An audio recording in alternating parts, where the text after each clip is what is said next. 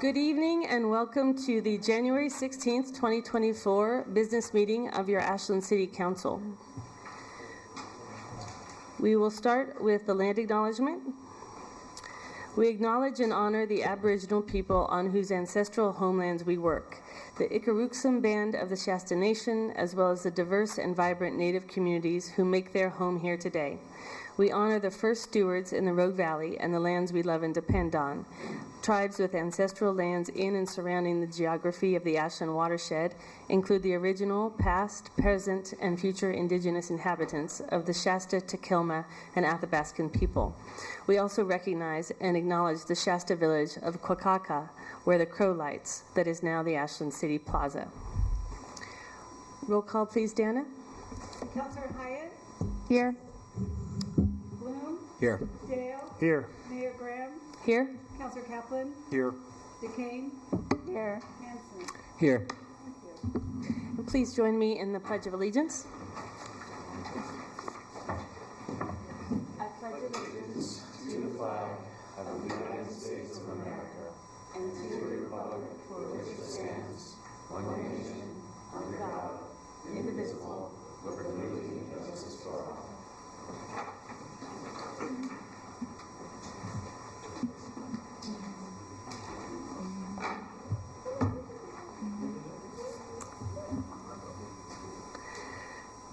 In terms of announcements, we have a couple of things. We want to make sure that everyone knows that our town hall is scheduled for next Wednesday, January 24th, from 5:30 to 7:30 p.m.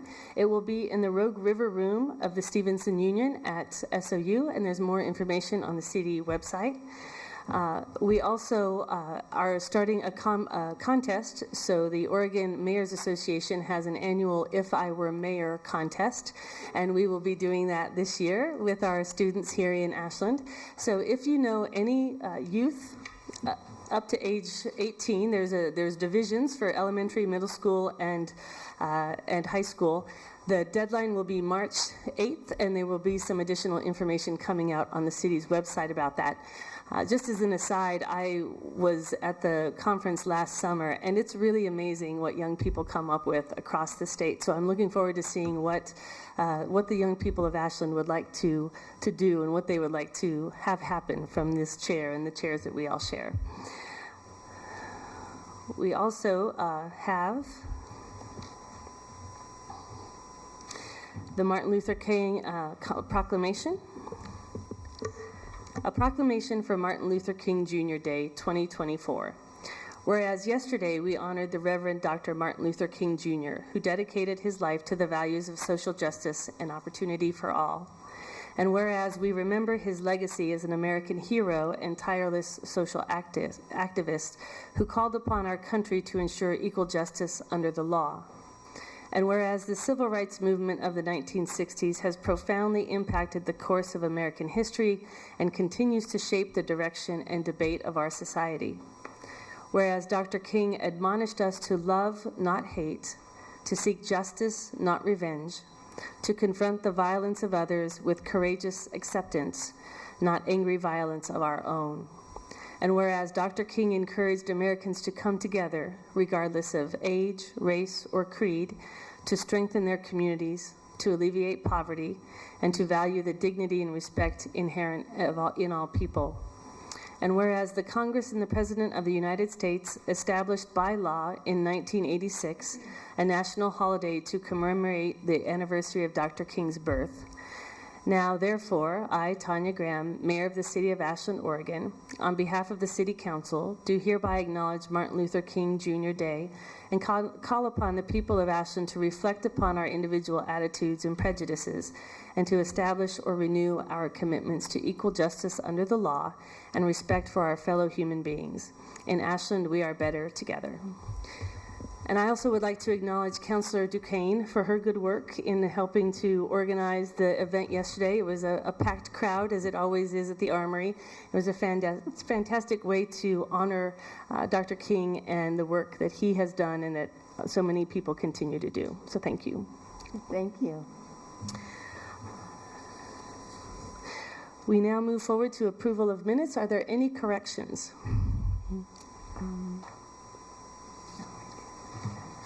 Okay, the floor is open for a motion to approve the minutes.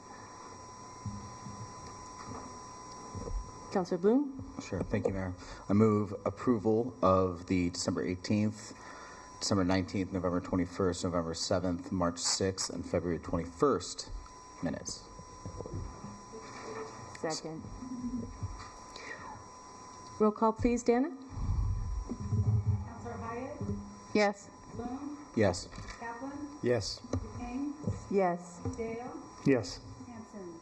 Yes. Motion passed. Before we move on to the city manager's report, I just want to make sure that everyone who is here in attendance tonight knows how to sign up to speak to the council. So I see that quite a few folks have handed in their documents, but if you haven't yet, you'll notice that there are yellow sheets on the wall in the back, on the left there, and you'll fill those out to let us know when you would like to come forward. You'll notice that there is a section here where it says if the topic is for public forum is for speaking to something that is not an agenda item. If you're here to speak to something that is on the agenda, please make sure that you indicate that so that we can make sure that you come up at the appropriate time. Back to you, Sabrina, for the city manager report. Thank you, Mayor. Tonight, I would just like to recognize some long-term city staff who are retiring this month. Eileen Glatt, who was our Parks and Recreation Senior Services Division Superintendent, is retiring after 5.5 years of service here at the city. Dan Hendricks, 19 years of service from our Department of Innovation and Technology Department, and Carrie Ann Olson, after 29 years of service, as our purchasing representative in finance. So I wanted to congratulate them on their service to the city and wish them well in retirement. Thank you. Thank you. And I would say, I think I can speak on behalf of the full council when we say good luck in your retirement as well to those folks who have dedicated their time to the city. All right, we move on now to public forum. We have quite a few folks who have come to speak to us.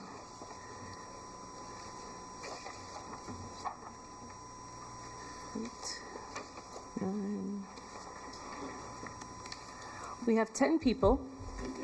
We generally have a 15-minute time limit to this, but we don't want to cut anyone off too tightly, so we'll give everyone 2 minutes. If you'll please come up in the order that I call you, and what we do is that Dana will help us keep time. When you have 20 seconds left, she will give you a single chime, and when your time is up, she will give you a double chime, at which point we ask you to simply finish the sentence you have and then move along so that the next person can come up and talk. The first person who has come is Benji Ben Baruch, and the second is Sarah Mix. Following that, we have Ruby Nickel and Vanessa Hauk. And please say your name and what city you're from. I'm Benji Ben Baruch, and I am from Ashland, just a little bit up the road on Mountain Avenue. I grew up in a Jewish household, not knowing of any relatives who were directly victimized by the Holocaust, and yet both of my parents were deeply affected by it. My father was a medic with the U.S. Army, the troops that liberated Dachau. My mother grew up in Boston, aware of the news that was trickling in, and also about what was going on in Europe and the genocide occurring there, and also aware of how the media and public officials in both the American Jewish community and the American community at large were repressing news of this so that it wouldn't interfere with how we had conducted the war. You can imagine how my father was traumatized by being in the troops as a medic liberating Dachau. My mother was also deeply affected by the guilt and shame she felt about being part of an American community and a Jewish community that did not speak up and did not act soon enough or with enough strength. We are bearing the same guilt and shame. J'accuse. We are all complicit in the crime of genocide, not because of anything that Israel is doing, but because of U.S. active material support of that genocide. and we all know that it is going on. We see the pictures, we read the news. The least we can do is to raise our voices, ask our representatives in Washington to have the United States act affirmatively to impose a ceasefire in Gaza, and then to take positive steps so that there can be a peaceful, fair, just resolution. And so I implore this council to do what similar cities have done and issue such a letter or statement. Thank you for your time. Thank you. No, excuse everyone.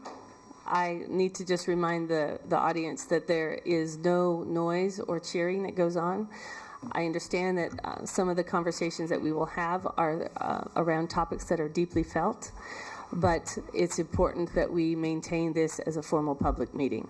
So, go ahead, ma'am. Well, see y'all, this is Sally or Sarah Mix. I live here on Mountain Avenue in Ashland, Oregon, and I am also Cherokee citizen. I have spoken before the council before in regard to a few trees in the park and who is going to be responsible for us taking care of those trees into perpetuity. And now we have something else going on. We have two sort of different major groups right now. I'm asking for the city to recognize the same or more of the statements that have been issued in Talent, Oregon in regards to ceasefire. And I want to remind you that Jeffrey Osler has been a writer up in University of Oregon. He's talking about my ancestors. My ancestors have undergone a genocide. A lot of folks here don't believe that there was a genocide of Native Americans, but he is also calling it a genocidal war. And I find some great similarities in regards to what's going on now and the history of my people. This is from a Beekman professor of Northwest and Pacific University and the University of Oregon, believes that there is, in their description of the conflicts with Native Americans, the mainstream political and historical discourses in the United States have often been obscured with this deadly distinction. His new book, Surviving Genocide, The Native Nations and the United States from the American Revolution to Bleeding Kansas, is a thorough and unflinching review of the evidence. From this vast survey of tribal histories, Osler concludes that the massacres evidence a consciously genocidal impulse. And I would, if I beg of you, if you can let me quote my ancestor.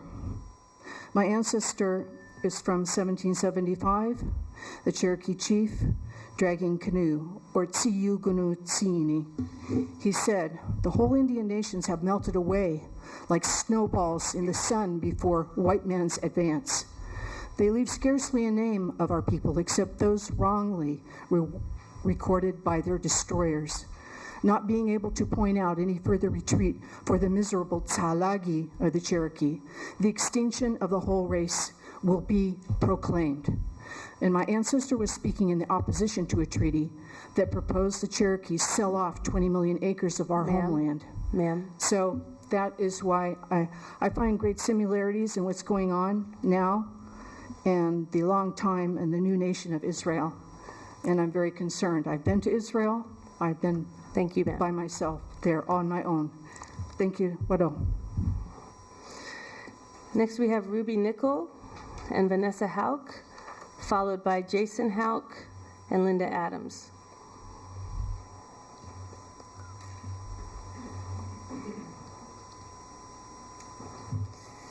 Hi, I'm Ruby Nickel. So I've never done this before, I don't. So, Ma'am, can you get in a little closer to that microphone? there you go. Is that better? That's perfect. Thank Okay. you. My name is Ruby Nickel, and I've never done this before. So I want to share, I'm one of the homeless community people here. I've been homeless for 7 years. And I live on Eagle Mill Road on somebody's property who's kind enough to let me stay there in my broken down van. so I can commiserate with the people who are outside. And so many nights, oh, and also I work with Jason and Vanessa for almost 8 years now, 6, somewhere around there. And, I've been a part of seeing, what's going on the front lines. So 1, 2, 3, 4 o'clock in the morning, I'm freezing. And so I'm thinking about the people who are out there. How can we help them? Even though I'm suffering, what can we do? How can I be a part of it? So I wrote, another night worried, so I'll share what I'm thinking about. When we volunteered to run Pioneer Hall, we accepted everyone, unless they were violent or disrespected somebody's space, or if they yelled at somebody. We didn't check their belongings. Where am I at? Okay. We didn't check their belongings, and we didn't do any background checks. The police dropped off people from the hospitals and other towns. Those were challenging because sometimes we weren't equipped to help those, and we were over capacity, but space was made. There were times we were running double shifts, totally exhausted, like Vanessa and Jason, and then a couple other of our volunteers, Billy Nomad, and I couldn't think of everybody else's names because it's been so long. Coffee was always on. There was always someone to lend an ear. A lot of these problems that City Hall is having. So you still have 20 seconds. It's fine. Okay. You're doing well. A lot of these, where am I at? A lot of the problems that City Hall is having is because they shut us down.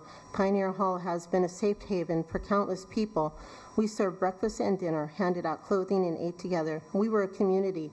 I would say a family for some. I'm not looking forward to how many will die this winter. I am so worried, and I know you all are worried too. When I went to the City Hall meeting, one of the council members looked at us and said, there was only about 6 or 8 of us, and they said, where are your members? And then I wrote about how members, we have to come here in numbers to make a point to you. So, thank you. Thank you. Here goes. Hi, my name is Vanessa Hauk. I am a community organizer with Southern Oregon Jobs with Justice, and I live in Ashland. In his accepted speech for the Nobel Peace Prize, Dr. Martin Luther King said, I have the audacity to believe that people everywhere can have 3 meals a day for their bodies, education and culture for their minds, and dignity, equality, and freedom for their spirits. I'm here today to talk about a couple things. I came here to talk about the city's proposal to lower the extreme weather shelter back down to 25 degrees. But since then, things have happened, and I also want to talk about the night lawn. But first, let me just touch on the 25-degree weather shelter. I believe that we must raise the community standard when it comes to life-saving measures like the shelters, and especially the emergency weather shelter. If we lower it just to be like Medford, because we're worried about Medford people coming from Medford and whatnot, we're not doing our best. We can do better. It's a life-saving responsibility. The other thing that came up today that I have to I should spend a minute talking about is the night lawn. Terrible things happened there last night, including several people were terribly burned. And I'm very worried about how things are going and how it's not managed and how, again, we can do better. We have children that are living out there. We can do better. Thank you. Thank you. Jason Hauk and Linda Adams, and as you're coming up, I just need to let everyone know that we are not, we don't allow any posters in this chamber, so we need the poster to be taken out or rolled up. We appreciate that you brought it because this means a lot to you. Thank you. Hello, thank you for the opportunity. My name is Jason Hauk. I live at 1 Corral Lane here in Ashland. I'm an organizer with Southern Oregon Jobs with Justice. We're a nonprofit that's working to improve people's standards of living. We sponsor the Ashland Community Piecemeal and other efforts to provide aid and resources for our most vulnerable neighbors. And I just want to first say we value and appreciate our community efforts right now that we're doing. We're putting forth to provide for our homeless community, providing shelters and options for folks that really need it. We are falling short a little bit, maybe a little bit more than a little bit. I want to talk about our specifically food resources. We've created 2 new spaces for homeless people to gather, but we have not considered how we're going to feed people. Right now we have community volunteers that are doing a great service trying to fill the need, but it's clear that we need more consideration. We need space to be preparing these meals. We don't have a dedicated indoor space that people can gather and prepare meals and gather to eat. We need to do a better people to keep people safe. We need to do a better job at keeping people safe, which means we need a more principled and focused approach that includes the need for a community kitchen.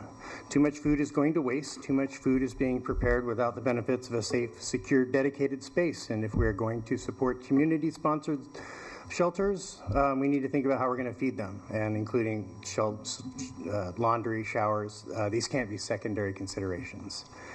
We need to do a better job at keeping people safe. We're very concerned about the proposal to lower the temperature threshold for opening emergency weather shelters. It's just the wrong direction to go, and we need to do a better job at keeping people safe on the night lawn. We've created a very dangerous situation there, and creating quite a liability when we're forcing people into a space and we're not mitigating the dangers. And I know folks have been bringing these dangers and these issues up for months now. We need to consider these. We need to include community partners, and we need to get the children back into indoor shelter. Thank you. Linda Adams, Oak Street, Ashland. Tonight, I want to express my gratitude, appreciation, and respect for the difficult work this council and the staff that supports it has in the complex task of fulfilling the vision of Ashland being an open, welcoming community for all.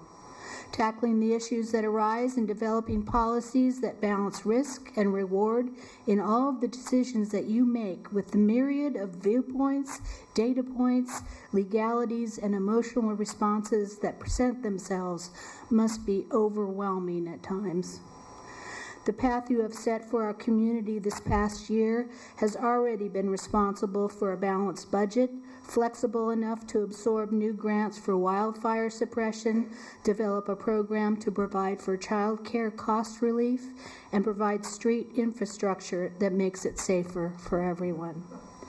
You have also proactively initiated work that attacks the national crisis of the lack of affordable housing and the number of those in our community who are unhoused. Seeking financial support from regional, state, and federal agencies will be needed to continue this work, but please remember that there is always enough money in our community to keep folks from freezing to death. The always slow yet determined process to change ordinances continues, as does the work to make sure that the increases in rates to provide for the use of our water and electricity are adopted in a progressive way that does not overburden future Ashlanders more than it may burden us. All of these things, and many more, could not have been done without citizen participation, whether from those that speak here, those on city committee and commissions who advise you, or the other partners and leagues of volunteers that come together to make Ashland the resilient, unique community it is. We must accept finite disappointment, but never lose infinite hope. Nice. Thank you. Debbie Neiswander, Nira Bota, and then next up will be Erin Moline and Trina Stout.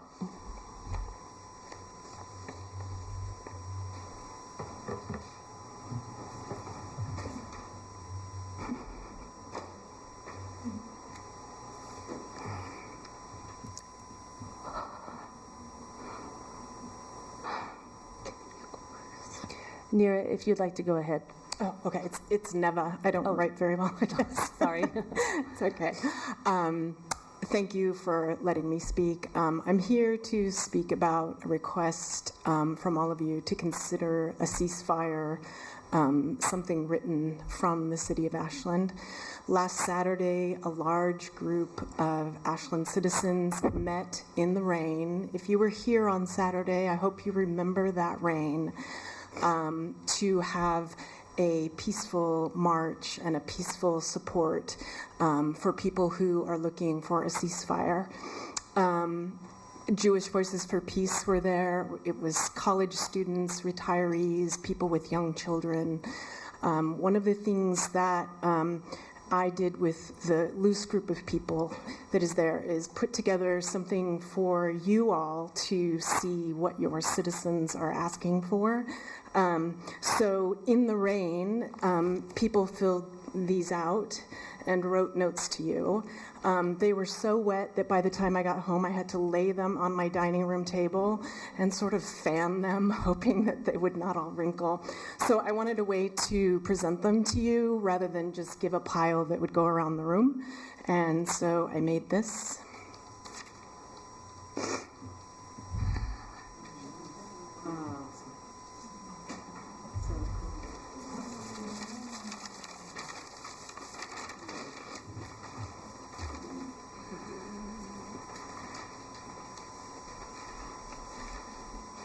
People stood in line in the rain to fill these out. Some of them were quite shy and they just signed their names, but some of them, as you will read, definitely signed with their hearts. So these are people from all walks of life, and these are people who really put themselves out there. Thank you. As you pull that back together, if you can give it to Dana, we would appreciate that. Thank you. Mind if I just sat here to put it back together? That's fine. Okay. I can do it quite quickly. Yeah, there's a logistics thing going on here. Debbie, are you ready? My name is Debbie, and this is the first time I'm at a loss for words. Imagine that.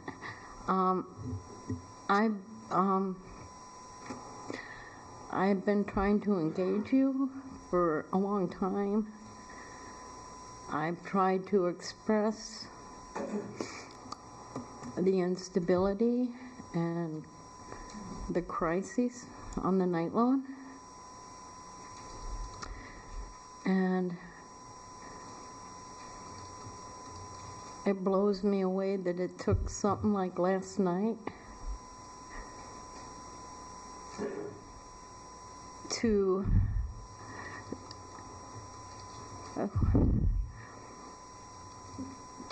speak in place of my words.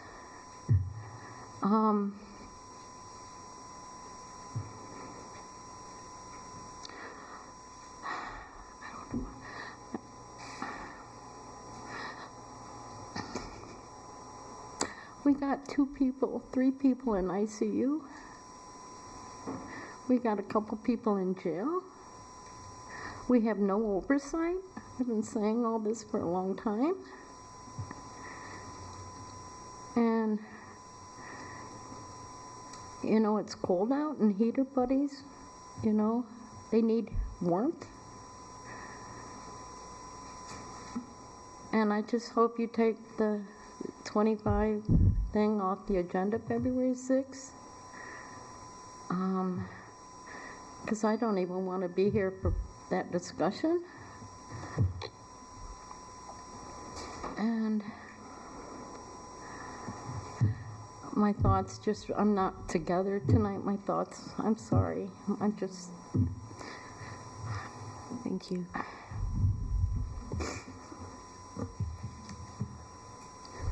Erin Moline and Trina Stout, followed by Ryan Navikas and Tony Foster. Hello, my name is Erin Moline. I actually live in Jacksonville, but I'm here to support the City Council of Ashland adopting a resolution or writing a letter in support of ceasefire. I had something written out, but of course I didn't send it to myself. But we are at a point, we are 100 days in to a genocide. And the U.S. support of this genocide and what this woman next to me was speaking to are not unrelated. If we don't address the violence of our society and the lack of humanity we show on a day-to-day basis towards each other, towards our own children in schools with guns, to me there's a direct line between our support of the massacre of over 23,000 people in the Gaza Strip. 100 children a day are losing limbs. I don't know how many of you have spent the time to actually look at what is happening there. It is biblical. It is horrific. Today, Bernie Sanders said on CNN, America needs to take a deep breath and look at what is going on in Gaza. These are our tax dollars. The reason it matters on a local level is leadership. The media is not pointing our eyes and hearts towards this right now in this country, and we need to put our attention on this. This is a humanitarian issue. It is not a political issue. And I am here on behalf of the people of Gaza who are crying out from their phones every day, help us, please stop this. Thank you. My name is Trina Stout. I live in Ashland. I support an Ashland City Council resolution calling on President Biden to demand and facilitate an immediate and permanent ceasefire in Gaza. The Biden administration must also refrain from sending any more weapons to the Israeli government. I mourn for the Palestinian and Israeli people killed, and I continue to advocate with everything I have for the living. The Israeli government is threatening to commit genocide against Palestinians and denying their humanity. Israeli Prime Minister Netanyahu asserted, "What we will do to our enemies will reverberate for generations." The Israeli Minister of Defense called Palestinians human animals and announced that the 16-year-long draconian siege on Gaza will now become a total closure, vowing no electricity, no food, no water, no fuel. Everything is closed.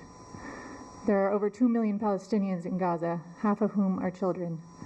Without intervention, this catastrophe threatens to become unimaginably more devastating. The unthinkable becomes acceptable when we deny people their humanity. We must fight to bring this devastating violence to an immediate end. Please urge President Biden to stop sending the Israeli military more weapons, facilitate an immediate ceasefire. Millions of lives depend on it. Thank you. Thank you. No, not you, ma'am. There will be no clapping in this space. One of the things we do allow people to do is the American Sign Language hand signal, which is just right here.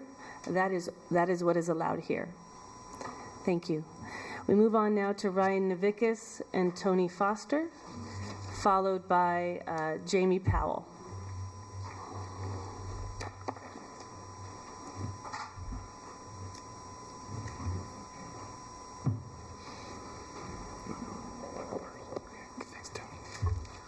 Hi, I'm Ryan Navikas, 2970 Madrona Lane in Medford. I went to high school in Ashland.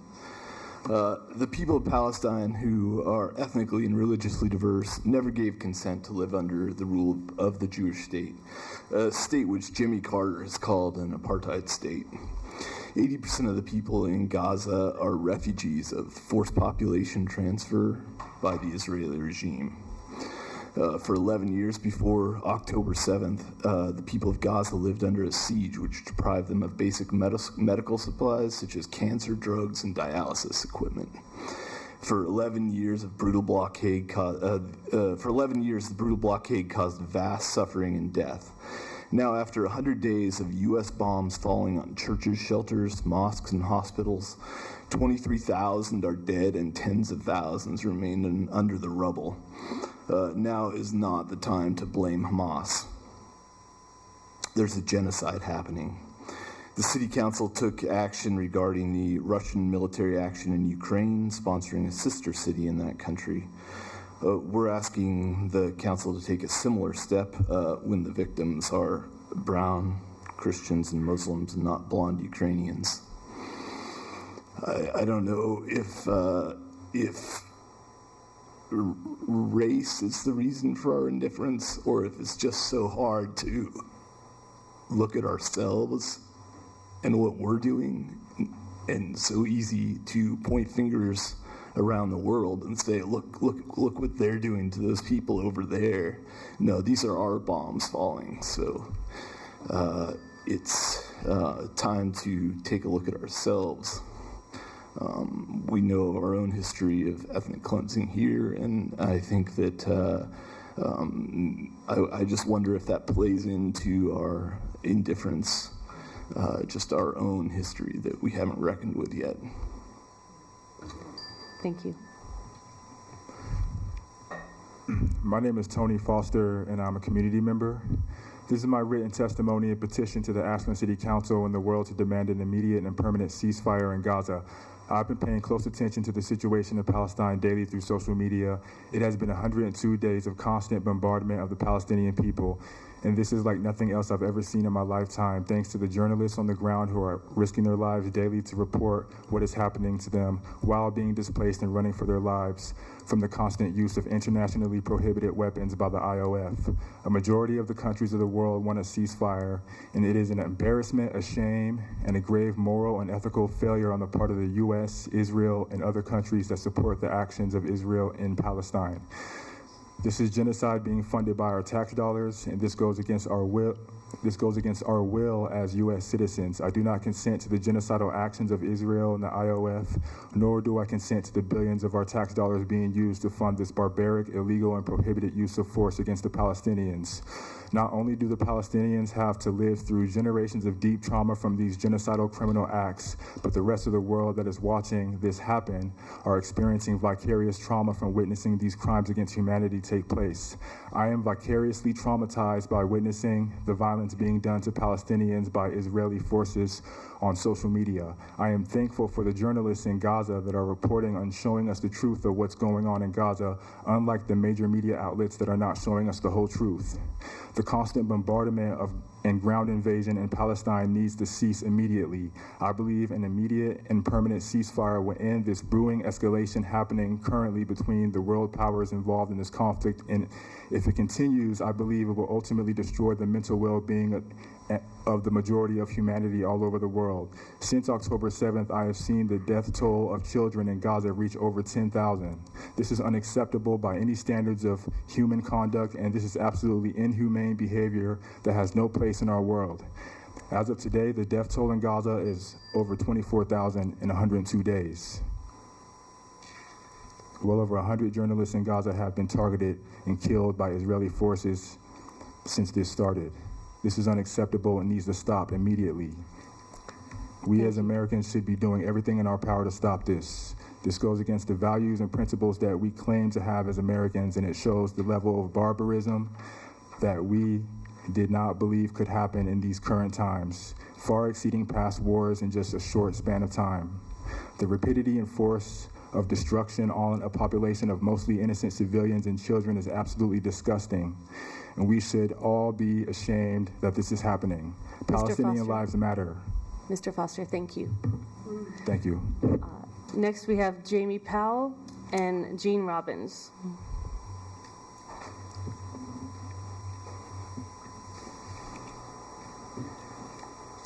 How many minutes do we get?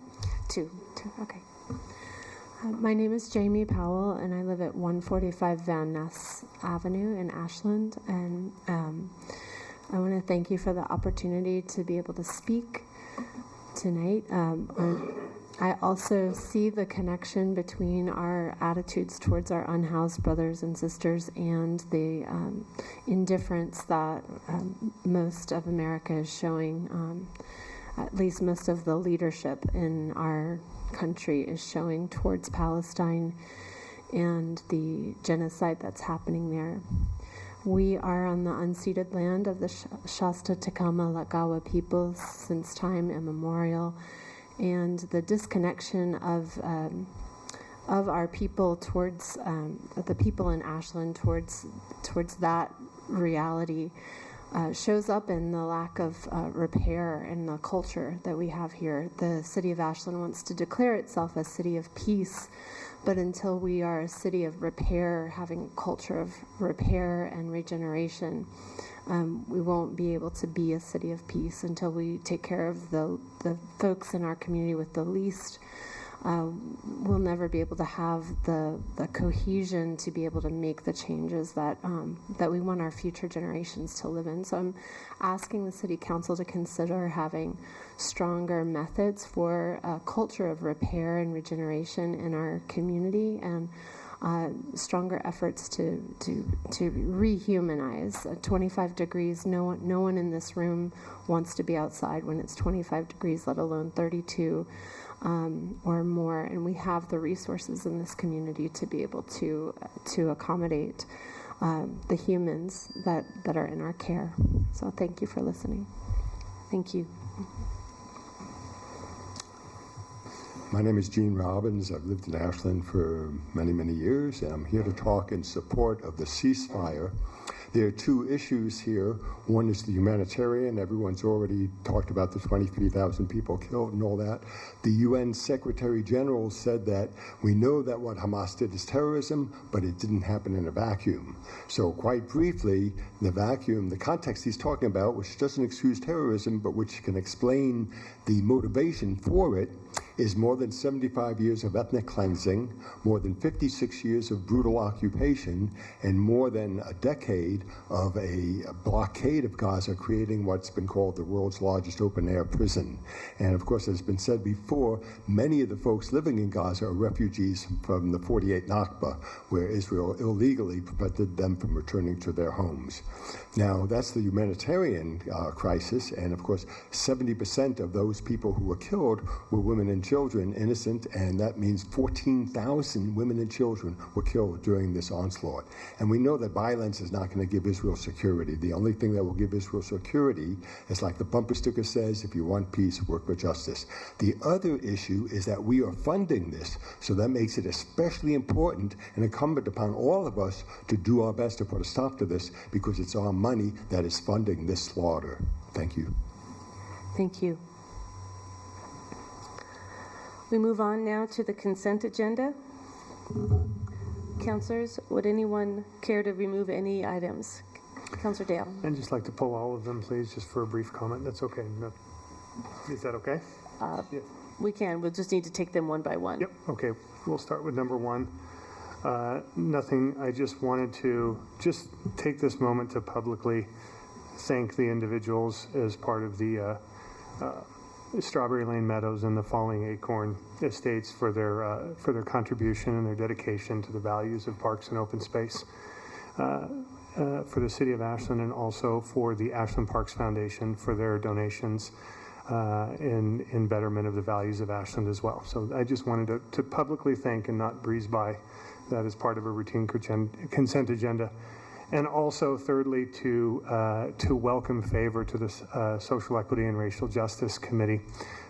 We welcome you, and we're glad to have you. And thank you for your participation in what matters to us in Ashland. Thank you. That's all I have, Mayor. Councilors, anyone have any discussion on any of these three items? Okay, the floor is open for a motion, and you can feel free to combine the three of them if you'd like. I move to approve the consent agenda, all three. Is there a second? Sure. I'll second that. Roll call, please, Dana. Councilor DeCain? Yes. Hyatt? Yes. Kaplan? Yes. Henson? Yes. Bloom? Yes. Dale? Yes. Great, and I just want to extend a welcome to Favor Tips, who is joining the Social Equity and Racial Justice Advisory Committee. We appreciate you coming forward to serve your community in this way. We now move on to the second reading of an ordinance establishing hours of parks closure, number 3226.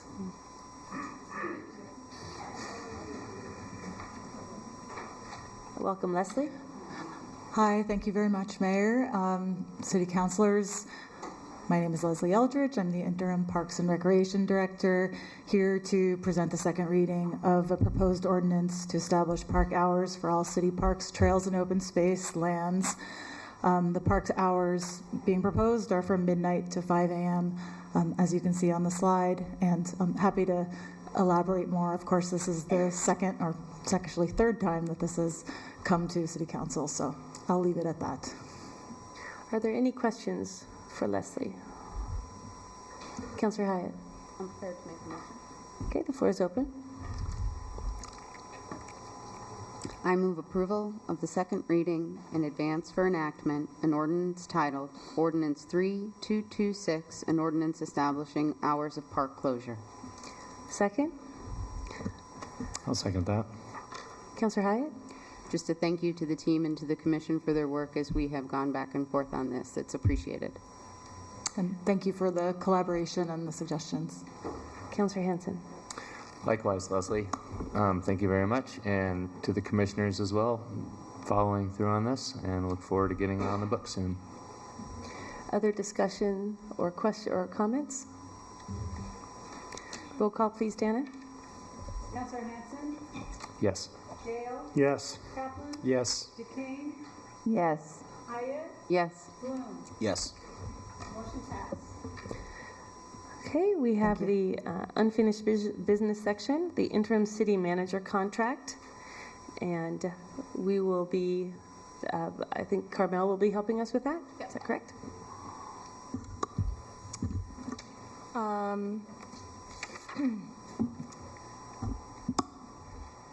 Per the charter, the city council must appoint a city manager pro tem. This is a contract for Sabrina Cotta to fulfill that interim role. The acting city attorney put it together and I reviewed, and I believe this will be a great contract to transition the city in this interim period. Questions for Carmel? Councillor Bloom? The floor is open for a motion. I'm prepared to make a motion. I move to adopt this employment agreement between the City of Ashland and Deputy City Manager Sabrina Cotta and authorize the mayor to sign. Second. Councillor Bloom? I have nothing to add. Councillor Kaplan? No, nothing. Fully supported. Any discussion or comments? Councillor Hanson? Yep, just a bit of gratitude to you for filling 2 posts. Thank you very much. We're getting a twofer here. And so, go ahead, Councillor DeCain. Thank you, Mayor. I would also like just for our constituents to know that per the charter, it is necessary for us to appoint an interim city manager at this time. And also that by approving this contract, that is formally appointing Sabrina Cotta. That's right. Correct. Yes, we just wanted to make sure that we have that clarification. And I just would add also, Sabrina, I so appreciate you stepping forward the way you have, and look forward to moving through this interim time period in a very solid and productive way. If there are no additional comments, roll call, please, Dana. Councillor Kaplan? Yes. Hyatt? Yes. Dale? Yes. DeCain? Yes. Bloom? Yes. Hanson? Yes. Motion passed. All right, we move on now to the selection process for the city manager. Molly Taylor will walk us through that process.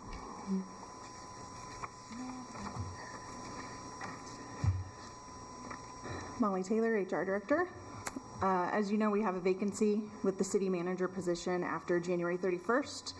So I'm here to get direction from council per the city charter on how you would like staff to proceed with filling that position. Okay. We have 2 questions in our packet to take up if we like. Well, the first is, should the city hire a recruitment firm? And then when would we wish to get that recruiter underway if we go with a recruiting firm? So I think that's really the central question tonight is this council interested in moving forward with a recruitment firm?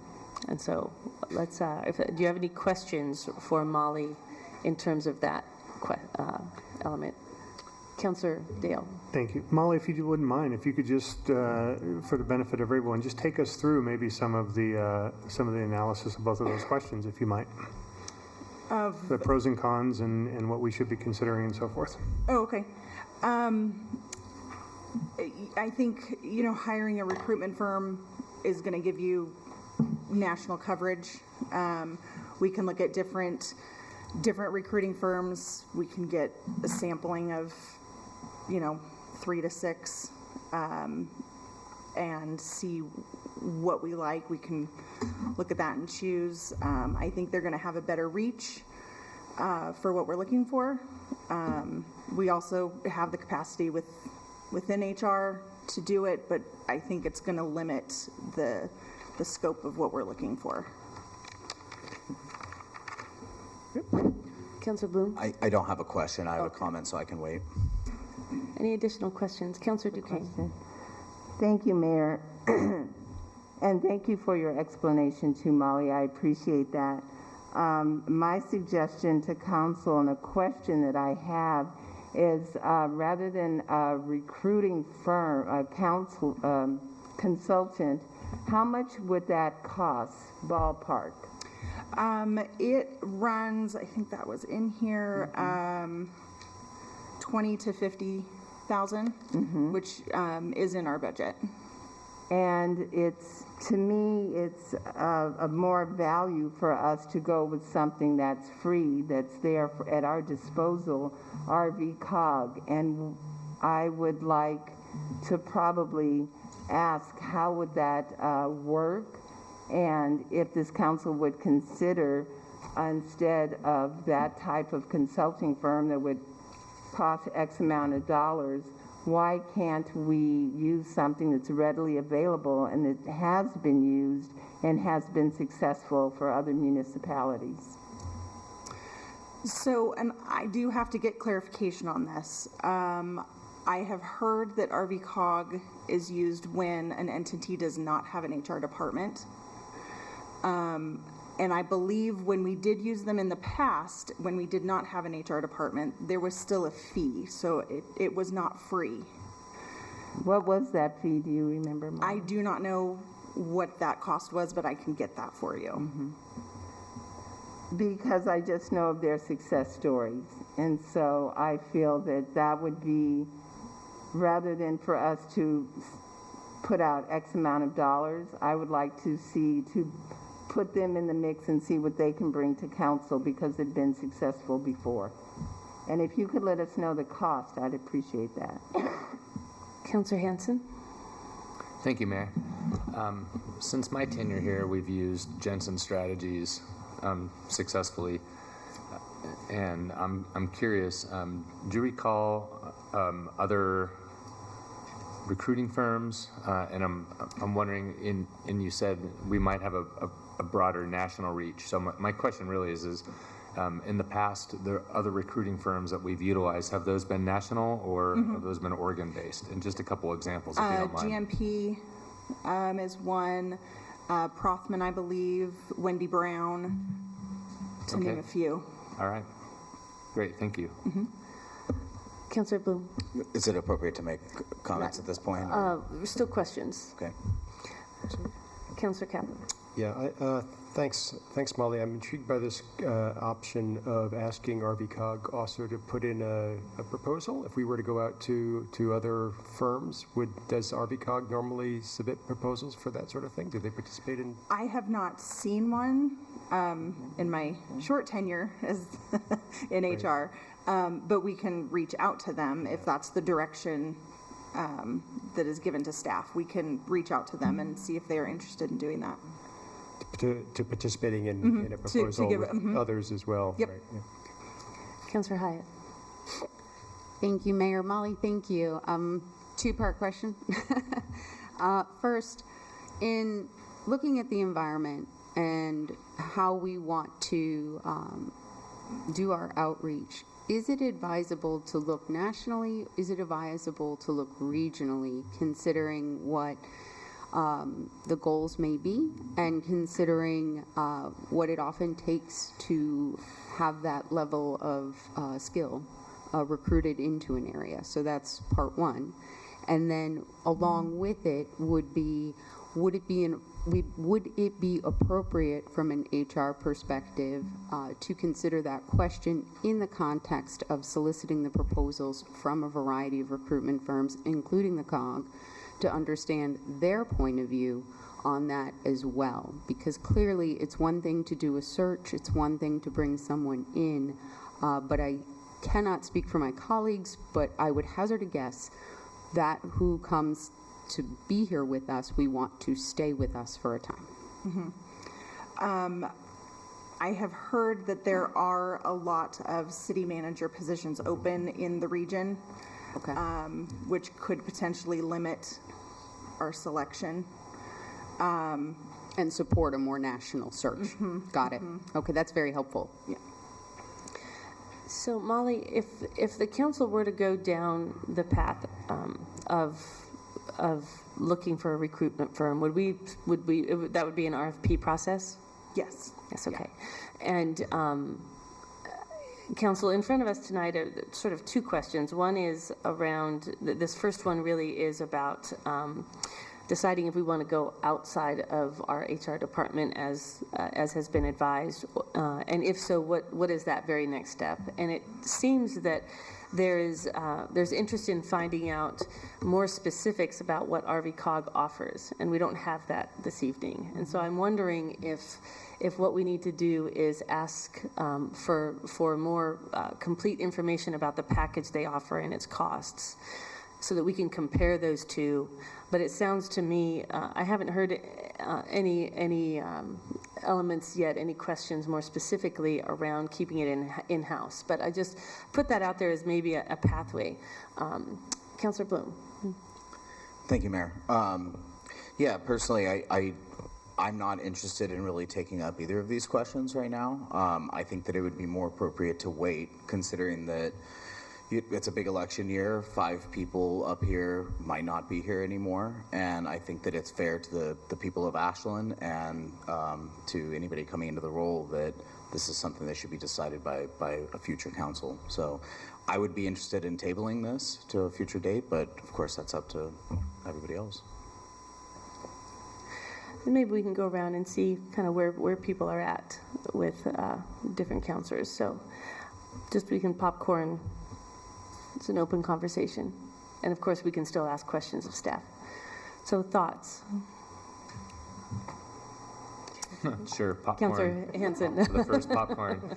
Yeah, I would read the room here thinking that I'm in the majority of thinking that we should look to outside help for this. And I, too, am curious as to the offerings that RVCOG might be able to offer us.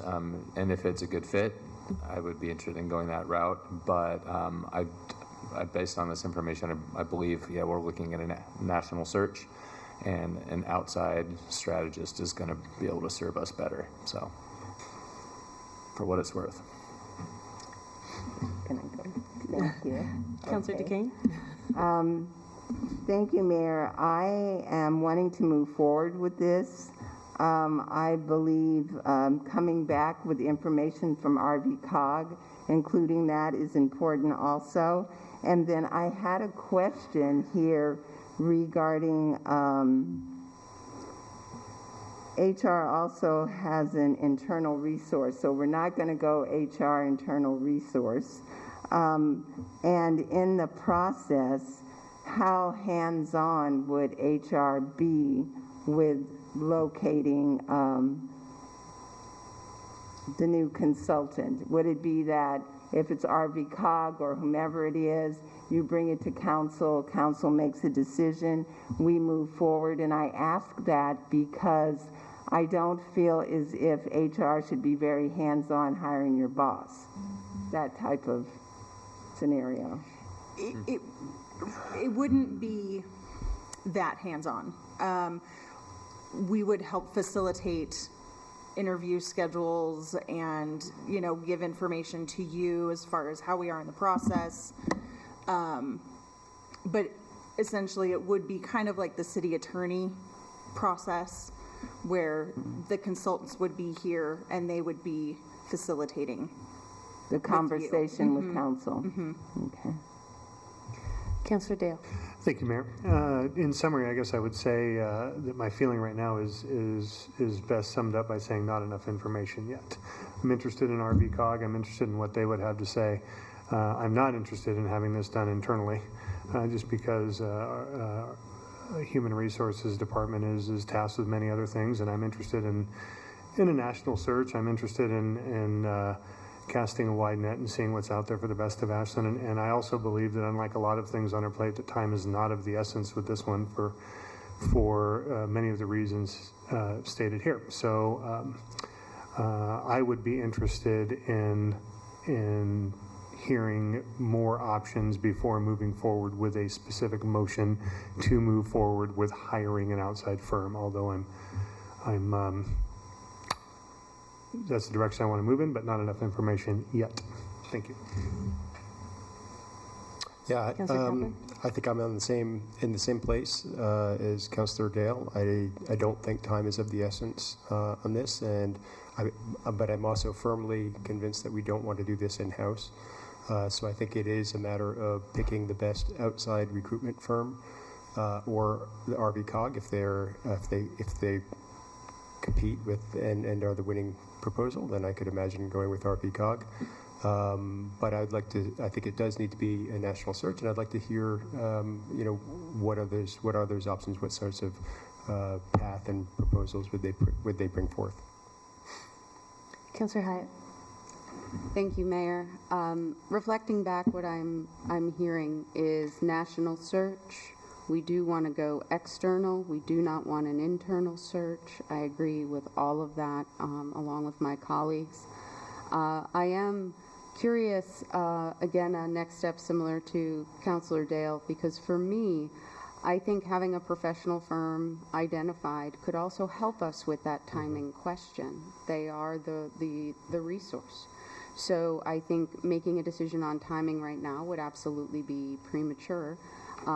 For me, the next step would be understanding who may be interested in helping us with this recruitment, including the COG, which may take an invitation specifically, because that's not necessarily someone who would come into a request for proposal. And with that information in hand, we can then go forward as a better informed body on timing and direction. Those are my thoughts. So in our packet, we have the possibility of putting forward formal motions, but it sounds to me that where we're at the moment is staff direction. Councillor Dale, did you have something? No, please, Mayor, continue. So I agree, Councillor Hyatt. What I've been hearing here is very much interested in looking outside for assistance, and a strong desire to find out more specifically what RVCOG has to offer in terms before deciding what that pathway actually looks like. If I could just add, I know we've moved the conversation very quickly to, yes, go outside, but I want to also acknowledge that we are in very good hands currently. The skill set that is necessary for us to continue operationally is in place. So again, that lends to the point that, we can take a breath. We can take a beat here if we need to. Yes. And I would just add, too, that it's common practice when you're looking at leadership positions at a staff level to get the assistance of a recruitment firm. That's why they exist. That's why they have the business they have, is because it tends to be a good practice, and they have specific expertise, especially in certain positions. So I agree entirely. Does that sound right, that what we are looking for next is more specific information about what RVCOG can offer, and at that point we make a decision about pathways for moving with an external firm to assist us? Does that sound right? Yes. A nodding of heads, would it be helpful? Yes? Enough? Good enough? And Mayor, Councillor Duquesne, yes. Thank you. I've heard a couple of my colleagues say how we have time, we can take a breath. And I hear that. However, I think it's important for us to have a city manager in place in a timely fashion. So I don't want us to elongate this. I think it's important that it gets done. Something that was mentioned earlier, council changes, but that's politics. Well, I think what we're asking is for a quick return. Yeah. We're looking at the next meeting. Is there any reason why we wouldn't be able to have the RVCOG information by the first February meeting? No. Okay, so we're looking at taking this up and picking a pathway at the next meeting. Thank you. Any final comments or thoughts? Okay, great. We will move on now to the AFN pilot program update and contract approval.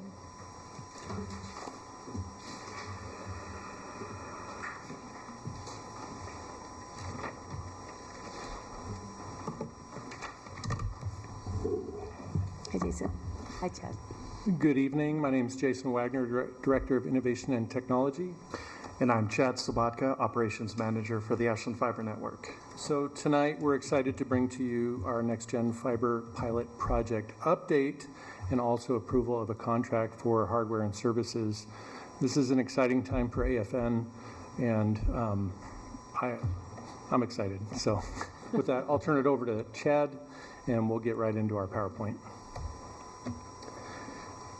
So this is a recap of AFN's goals from our last presentation.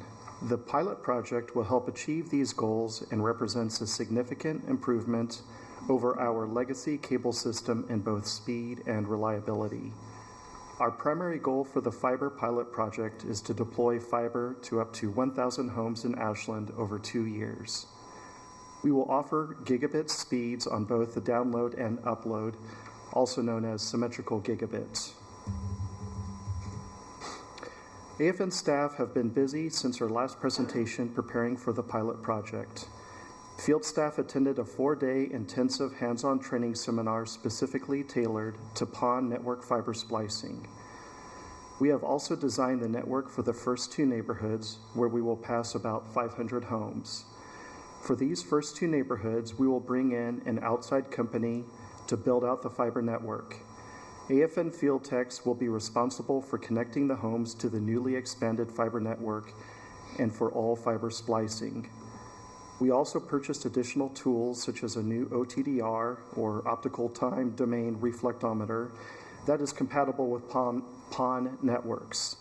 The OTDR will help us troubleshoot fiber issues on an active fiber network. We have also been evaluating outside plant materials such as splice cases, drop fiber, and fiber demarcation boxes.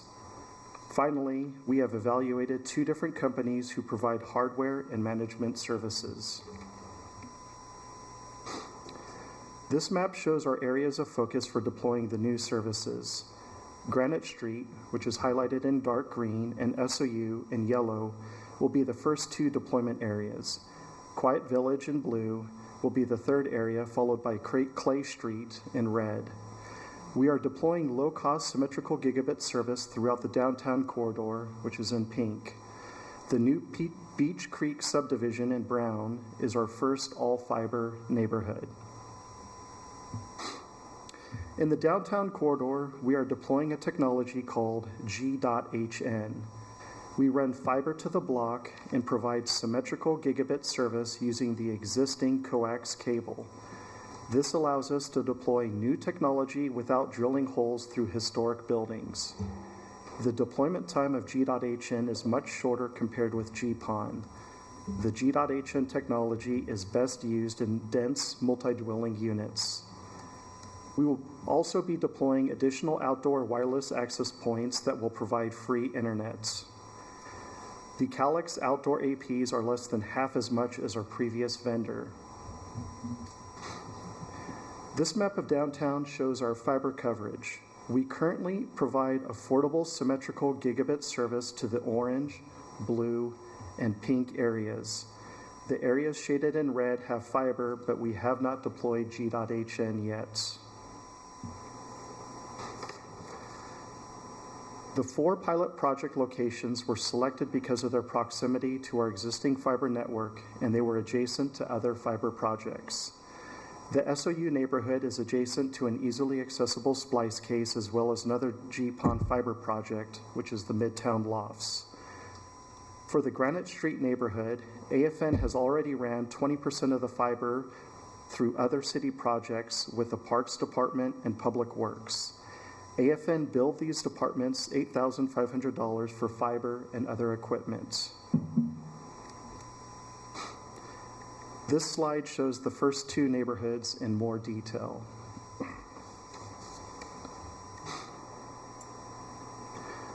For our vendor selection, the choice was between Adtran and Calix. The final decision was determined by which company would present the most value to our customers. Most features operate from the customer's wireless router and don't require software to be installed on customer devices. Because the security services operate on the router, it protects devices that typically don't have protection, like Nest thermostats, Ring doorbells, and Apple TVs. Parents can also block specific website categories including social media, adults, online gaming, dating, VPN, file sharing, and many more. For those that work from home, they can group their devices and prioritize their network traffic over other devices, such as gaming consoles. Conversely, online gamers could also prioritize their traffic.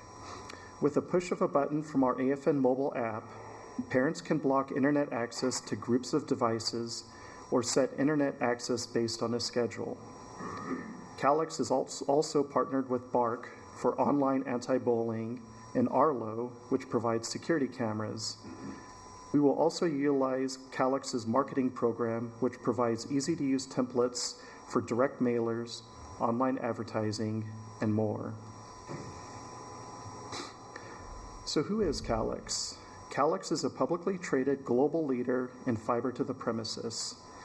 They have many customers in the Pacific Northwest, including the communities of Sandy, Canby, and Mount Angel. An important note is that Calix will not monetize our customer data. Our customer data remains private to us.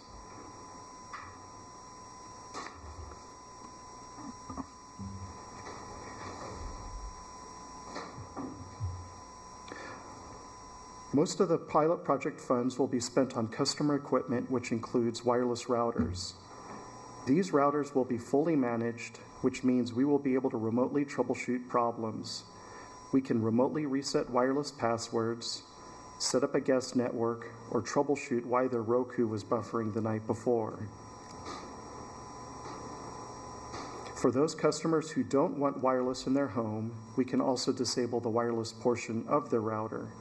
We will have access to tools that will ensure they have a strong internet signal throughout their house. AFN will also provide hardware warranty support.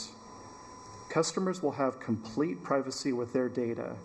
We will not have the ability to view which websites our customers browse. The data we have access to is limited to wireless signal strength and how much bandwidth a device is using. Customers will also be able to manage features through the brand new AFN app, which will be available for Apple and Android devices. We estimate the monthly cost will be around $6 to $7 per month. This service will be available to everyone in Ashland, including those who use Spectrum. Businesses have access to all the features available to residential customers as well as a few others. They have the ability to create separate wireless networks. They can create a network for the point-of-sale system, one for their back office, one for their employees, and one for their customers. Each network can be prioritized, so the point-of-sale network would be given the highest priority. The captive portal for guest internet access can also be integrated with social media. For example, customers can be required to sign up for an email mailing list or visit the store's Facebook page before accessing the internet. The wireless router can also be configured to fail over to a wireless network, such as a cell phone hotspot or our municipal wireless network. The customer wireless network can also, the wireless network can be configured to fail over to a wireless network, such as a cell phone hotspot or municipal wireless network. This slide shows how the $1 million allocated to the pilot project will be spent. 10% will be spent on outside contractors, 30% on outside plant material like splice cases and fiber and drop cables, and 60% will be spent on hardware and management services. This slide shows the breakdown for hardware and management services. 70% will be spent on customer hardware and services. We will bill customers for the services we provide, so we will recoup just over $90,000. The funding for the Calix hardware and services have already been allocated as part of the $1 million fiber pilot project. The TBD values for year 3 and fiscal year 2026 will depend upon the outcome of the fiber pilot project.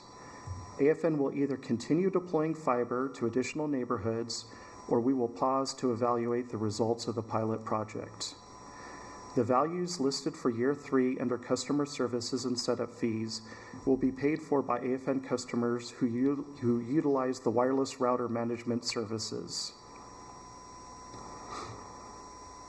Once we have a signed contract with Calix, it will take 60 to 90 days to set up our account. At that point, we will begin selling routers. We will be issuing an RFQ in the next month to build out the fiber network for the first 2 neighborhoods. We anticipate that we will sign up customers in the spring. Are there any questions? Councillor Dale? Thank you, guys. I appreciate it. A lot of good information there. Got a handful of questions, so I'll just start with the first one, though. When you state, see if I can find it, the TBD, the values for year 3 are dependent on the success of the first 2 years. How are you measuring that success financially? What does that look like? What does a return look like there? So AFN has roughly 30% of the market of the internet connections in Ashland.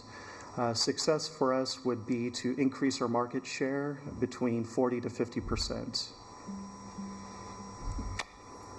What does that look like as far as a return in dollars? I don't have that exact number. Okay.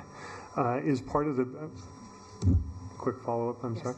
Is when you say building out phase 1, are you talking about fiber to every home in each of these locations? Is that what the plan is? That is correct. Okay. All right. And $300,000 in outside plant is going to get you all of these? According to my calculations, yes. Okay. And just a quick point of note is that if someone does not sign up for AFN fiber service, we will not be deploying fiber to their actual house. We will reserve a spot on the pole for them. But we are not deploying 1,000 drop fiber cables during the pilot project. So as customers sign up for service, we will deploy the fiber drop cable. Okay. I've got a few more, but we'll just... Other questions?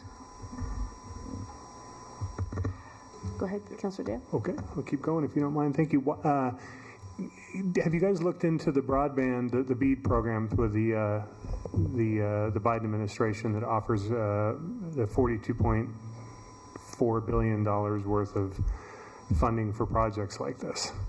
We have. Unfortunately, we do not qualify because we already meet the minimum standards of broadband as defined by the government. Okay.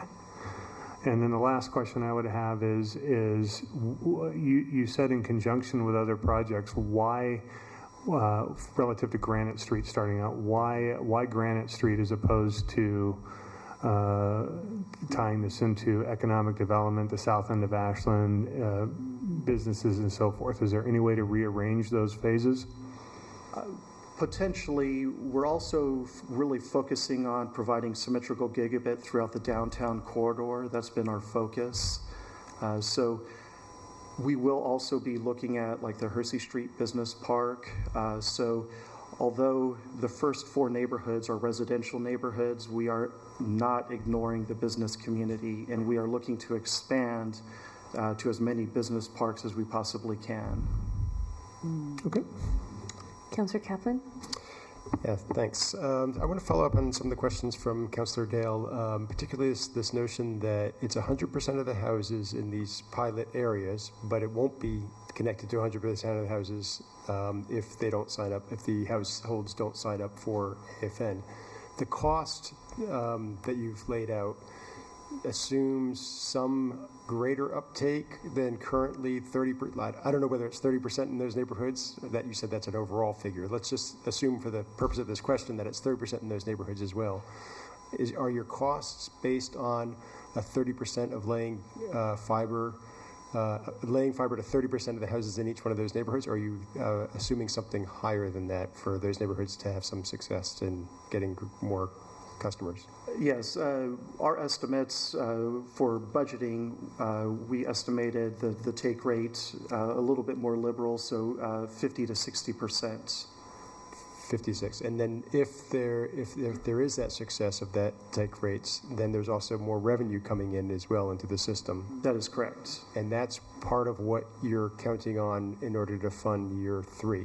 That is correct. And then this other, just one more. Mm-hmm. I'm not sure that I understand exactly this comment that it's open to everyone in Ashland, existing AFN customers and Spectrum and CenturyLink customers. Is that just the app you're talking about? That would be our residential routers. Your router. Right. So our residential routers will, of course, be marketed towards our new GPON fiber customers, but we will also market it to all of our cable modem customers and basically everyone in Ashland.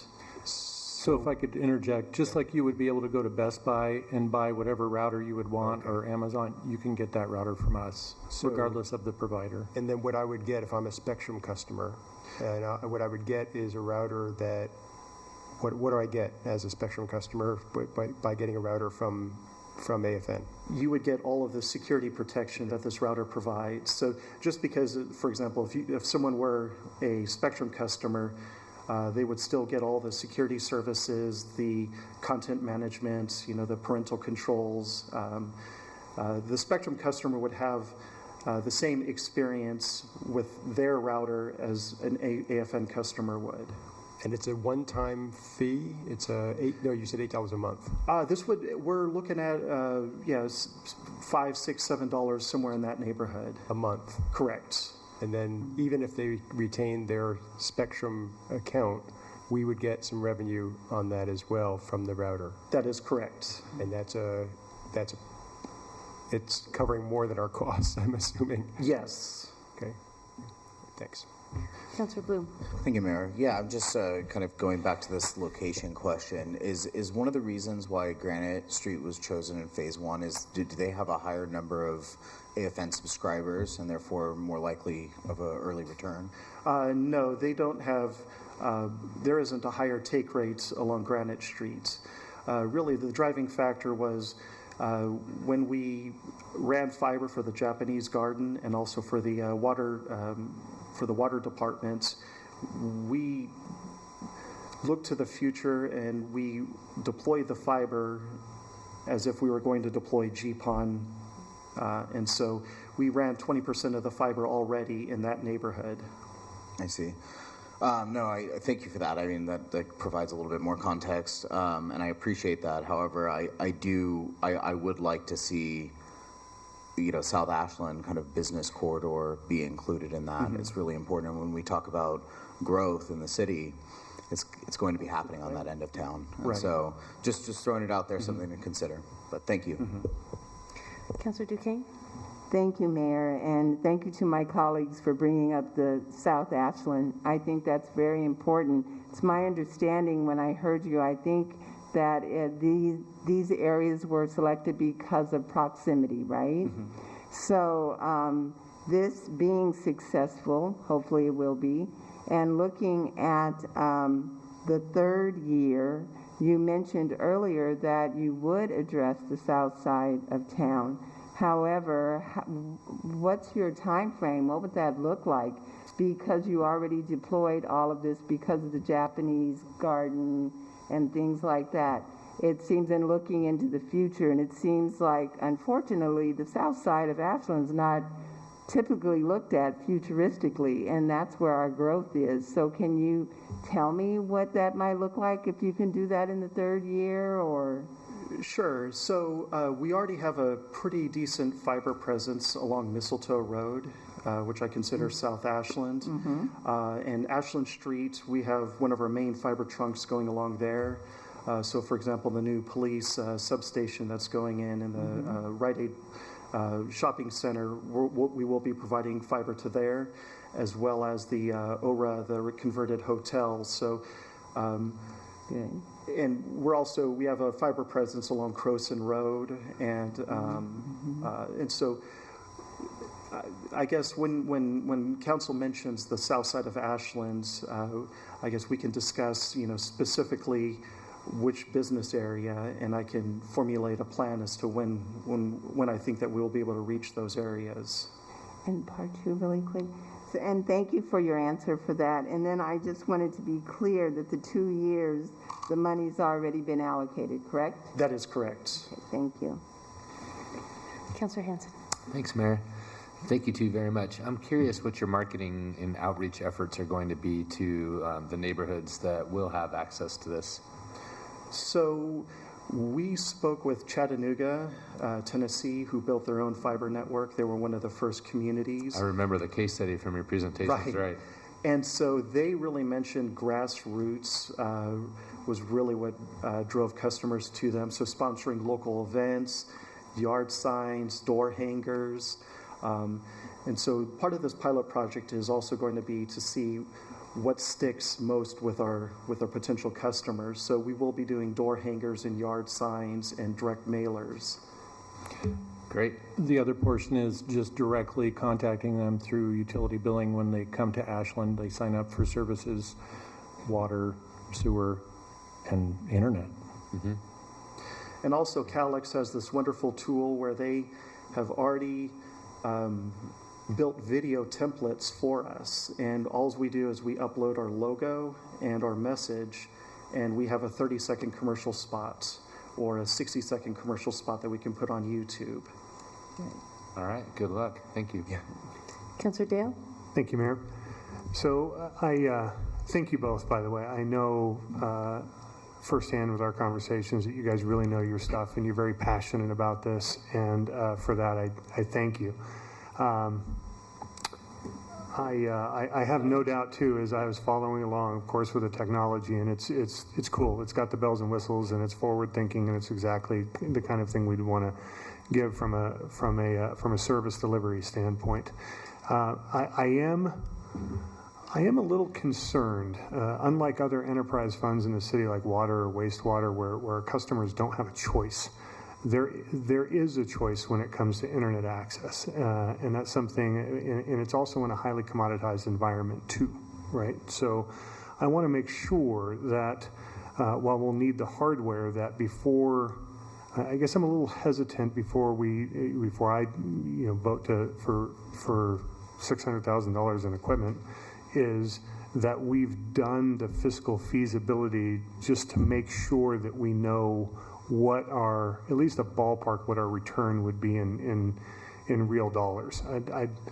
I'd like to see that work done alongside economic development and where we'll get our most bang for our buck and what we can expect our investment will return for us, and I think the community needs to know that what their dollars are going to. So that's just something. Is there any? Can you provide any comment to that about how we might be able to be more informed relative to the real cost of this? I can send you those numbers. I did a forward look, anticipating what our take rate would be, and I can provide numbers tomorrow. Okay, thank you. Any other questions of staff? Okay, we have one person who has signed up to talk to us on this issue, so Doug Nauer. If we go ahead, Chad and Jason, if you can just sit to the seats there, and then we'll ask you to come back up again and ask after the public testimony. Thank you. How many minutes, Mayor? Let's do 3. Is that enough time, Doug? Oh, easy. Okay. Easy. Council, Mayor, I am Doug Nauer, 225 Nutley Street, for those of you who don't know me. I wanted to stop by tonight just to say that I am very excited about this project. I have had an opportunity to talk with both Chad and Jason on it and what it could prove that AFN can do for us as a city. When I look at what's going on with technology out there right now, AFN used to be state-of-the-art many years ago. It has been underinvested in for some time now.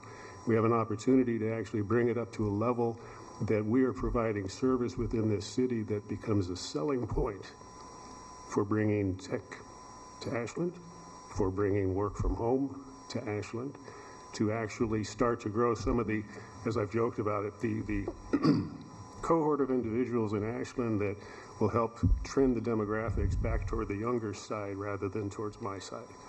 I don't want to lose this opportunity. I hope that what I'm hearing from council is that you're all fairly positive on this, since the pilot project has appropriated monies already to go test this. But don't lose track of, and I know you'll hold feet to the fire on this for the leadership team of AFN, is how that success is being measured. And I think also very importantly, what that marketing program looks like and what the recovery looks like if it starts to fall short. It's always a possibility because these are projections. I get it. But I don't want to lose sight of the fact that we need to make this investment. I will give full disclosure. I believe I'm in the Granite Street section up there, so I will get 1 gigabyte speeds at some point in time in the not too distant future. We can't do the whole city at once. We're going to have to do it in phases. If this is where we're starting, if this proves out to be what these gentlemen think that they can do, then we get phase 2 and phase 3 and phase 4. And I hope you'll support this test and see what the results turn out to be under their leadership. Thank you. Thank you. Go ahead. Councilor Bloom? Thank you, Mayor. I just kind of have one more quick question. If we were to move forward approving this contract, is there still room to discuss where the deployment would be?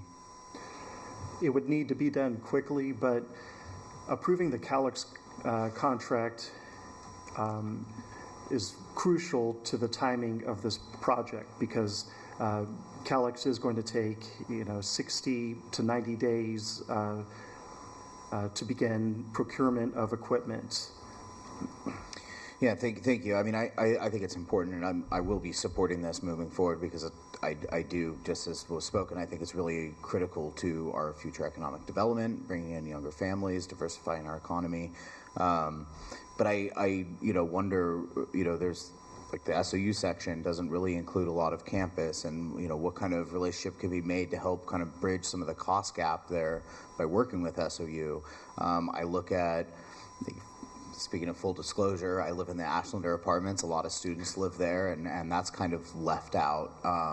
And that's an opportunity to kind of tap into a market there. So I'm not opposed. I'm just things to think about of where we're looking to deploy this going forward. So, an interesting note about the Ashlander apartments. In my long-term plans within the next year, I would like to deploy G.HN to all of the Ashlander apartments.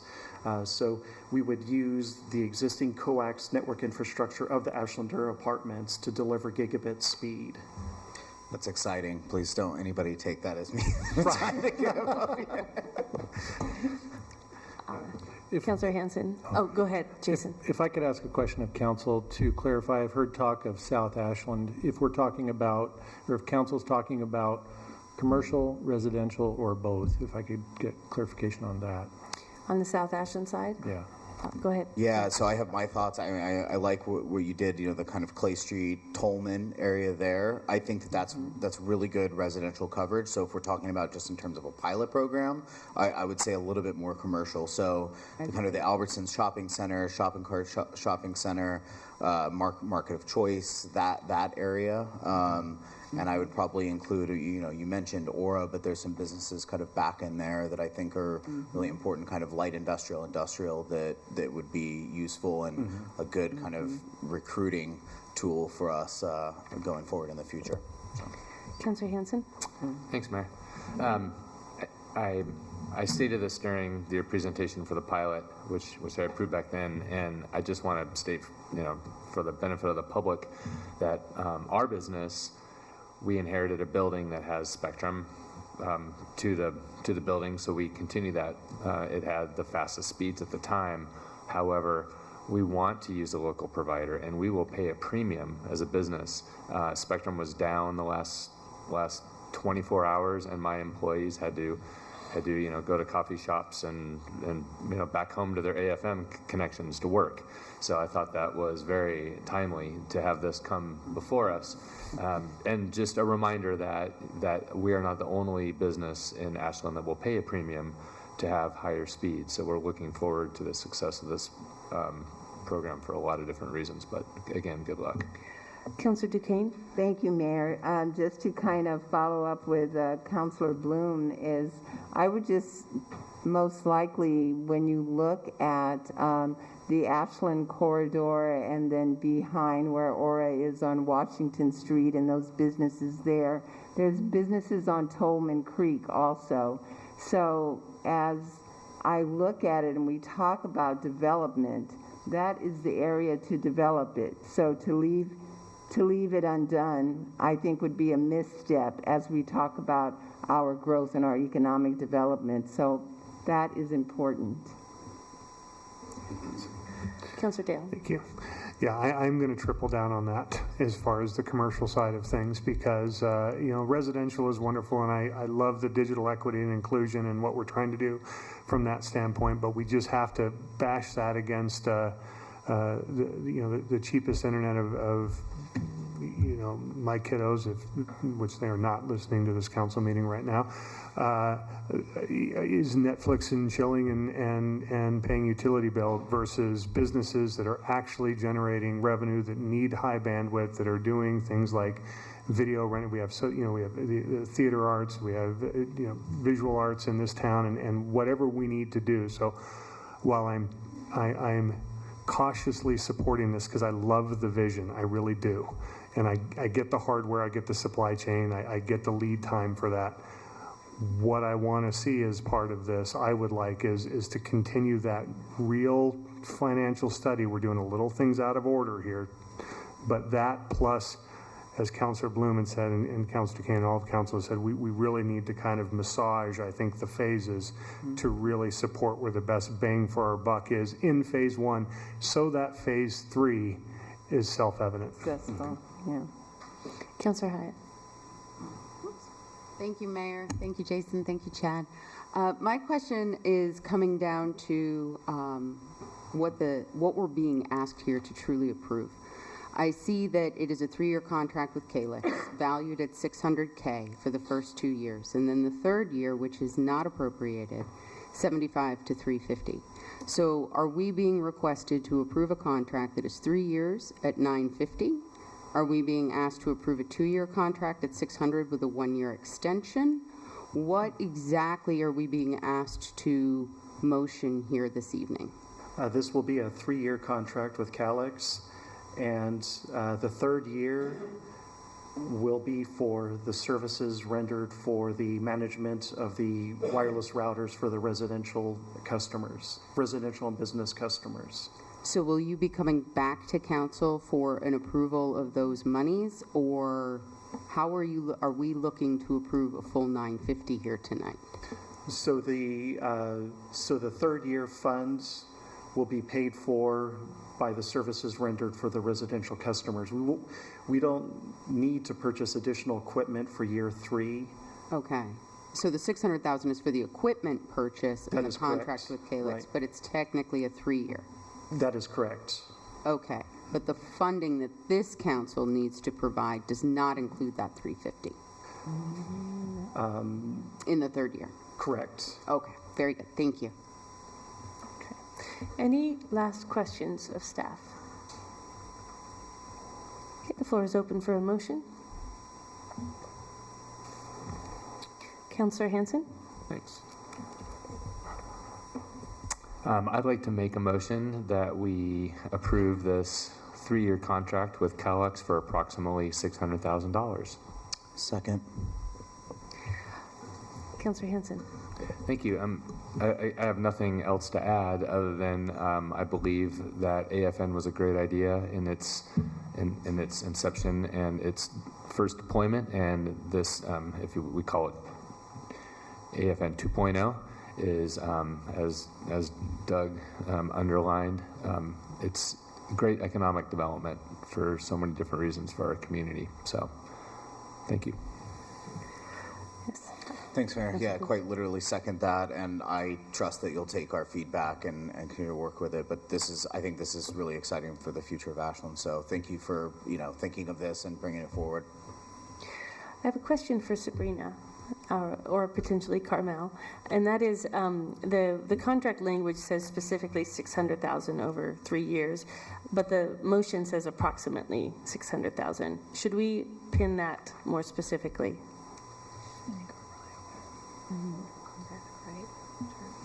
Yeah, I think we're probably okay. I imagine that we'd have to come back with when everything with a more fleshed out version. Is that right, Chad? Right. Okay. But the 600 is for the first 2 years, correct? That is correct. And the reason why I included the word approximately is because we'll be purchasing our first round of equipment as soon as we can. And based on the take rate of specific router models, we may shift to different models. And so the value of the contract is roughly $592,000, so I rounded up to $600,000. But I would put the cap at $600,000, and I can return to the council if that number drastically changes. So should we maybe have it to exceed not to exceed? That's right. Okay. So should I make another motion? You can amend your motion if you like. Okay. Or is that you the can number we'd withdraw. like to use? 600,000, yes. Yeah, not to exceed. Okay, not to exceed. Okay. I would like to amend the motion to approve a 3-year contract with Calix not to exceed $600,000. Is that amendment? Is that okay with you, Councilor Bloom? Yes, sorry. Okay. All right, so we can move on then without voting on the amendment since it's the originator and the original seconder. Yes. Okay. Any other comments, Councilor Hyatt? I just wanted to take a moment and make a quick comment that I see AFN, yes, it is a commodity in a space that can be challenging, but it has also proven itself as a community service. I feel that this investment is appropriate and important. AFN really came through for our schools when it came time for pandemic learning. We were up and running during Almeida, and that is in no small part due to the effort and the dedication of you both and your team. And I feel that this resource and this public asset could be even better through this investment. And I really do hope it can truly do all we want it to do. I'm very supportive of the piece about our economy, but my support of this comes directly from the performance I have seen of AFN and its service to our community and to our residents and to our businesses in times of upheaval. It has truly been critical. So for that, I thank you, and I will be supporting the motion. Councilor Dale. Thank you. I'd like to echo that as well. As recently as about 8 hours ago, I was working with folks that, you guys are smiling, you know that we're down. Councilor Hansen was saying and here I was just working at home with my AFN connection. This is a vote of confidence in your guys' leadership and your technical abilities to go take this and run with it. It's no small task. You're going to have to pivot on some things. You're going to have to really read what we're trying to do here relative to this. But this is an investment in the community, our school districts, our businesses, our residents. It is not to be taken lightly, and I know you both know that. Go do what you do best with this and make this community proud with this outstanding investment, okay? Councilor Kaplan. Yeah, thanks. I too would like to echo support for this. I think the pilot program is really exciting to really prove the concept and both on residential, and I take your points about people working remotely and needing some of those, faster speeds as well as in commercial spaces as well. Just also just note that this is money that's it was appropriated. It's appropriated out of the telecommunications fund, which has been running a surplus over the last couple of years. In fact, the $600,000 that we're getting ready to authorize is the amount that this telecommunications fund has increased over the last 12 months. So, there are lots of things that account for that, of course. It's not to say that that's what we could expect over the next 12 months, but this is a fund that is healthy, and we decided during the budget process to use some of those resources to increase the quality and future prospects of our AFN. So thank you very much. I'm happy to support it. Councillor Duquesne. Thank you, Mayor. Ditto what they said. One of the things that I am hopeful in this process for is that in this marketing, in this work that we're doing, that the people of Ashland will better understand the benefits of AFN and see it more as the community resource that it is. I think it's always a struggle when a government entity has to market.